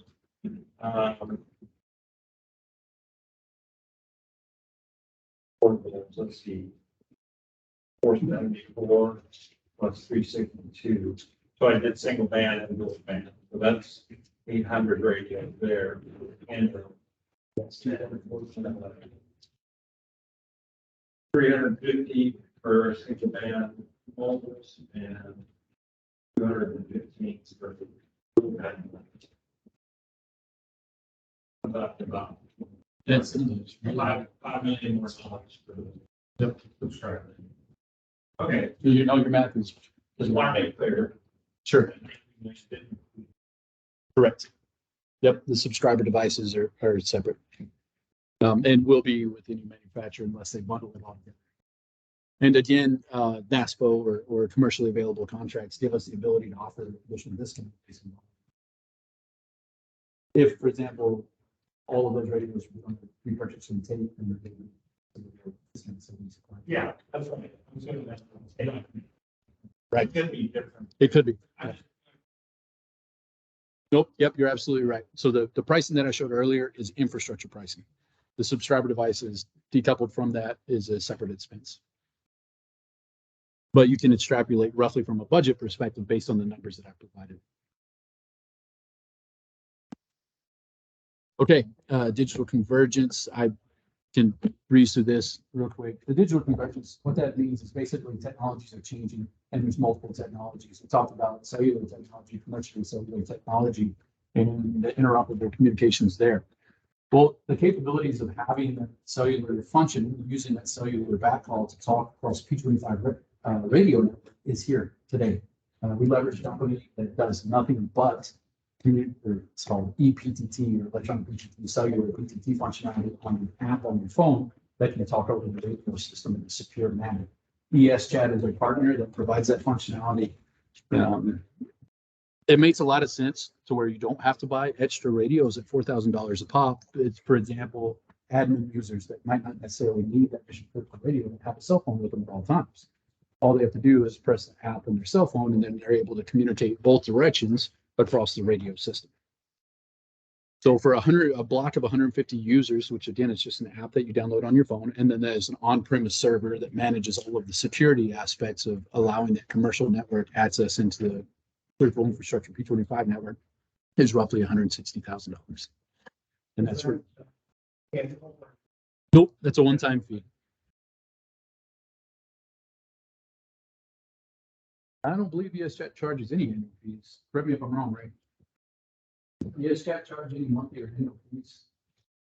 Now an on-premise solution, right? Sorry? It is. Okay, so you know what the terms that I can get that information back on the terms of the subscription. Can we have that before 12 months presentation? Yeah, I'll make a call tomorrow. Okay, console dispatch options. So in our proposed solution, there were two different options for consoles. One being Aptech, another being Intertalk. Again, we can also, if there was a desire for Zetron, we could provide an option for Zetron, which all of those are P25 console providers. Aptech Scout has been around. In fact, Kevin worked at Aptech for a number of years. Aptech had a great product. They were one of the first true IP-based console manufacturers out there. They were purchased by Motorola 2 years ago, 3 years ago. 3 years ago. Since then, there hasn't been any future development planning on the Aptech model. So Aptech is still an option. They're owned by Motorola, so Motorola controls the future of Aptech. So I don't know what that means. There is a little uncertainty associated with that. But again, they provide a great Aptech Scout solution, IP-based dispatch console system. So that is an option.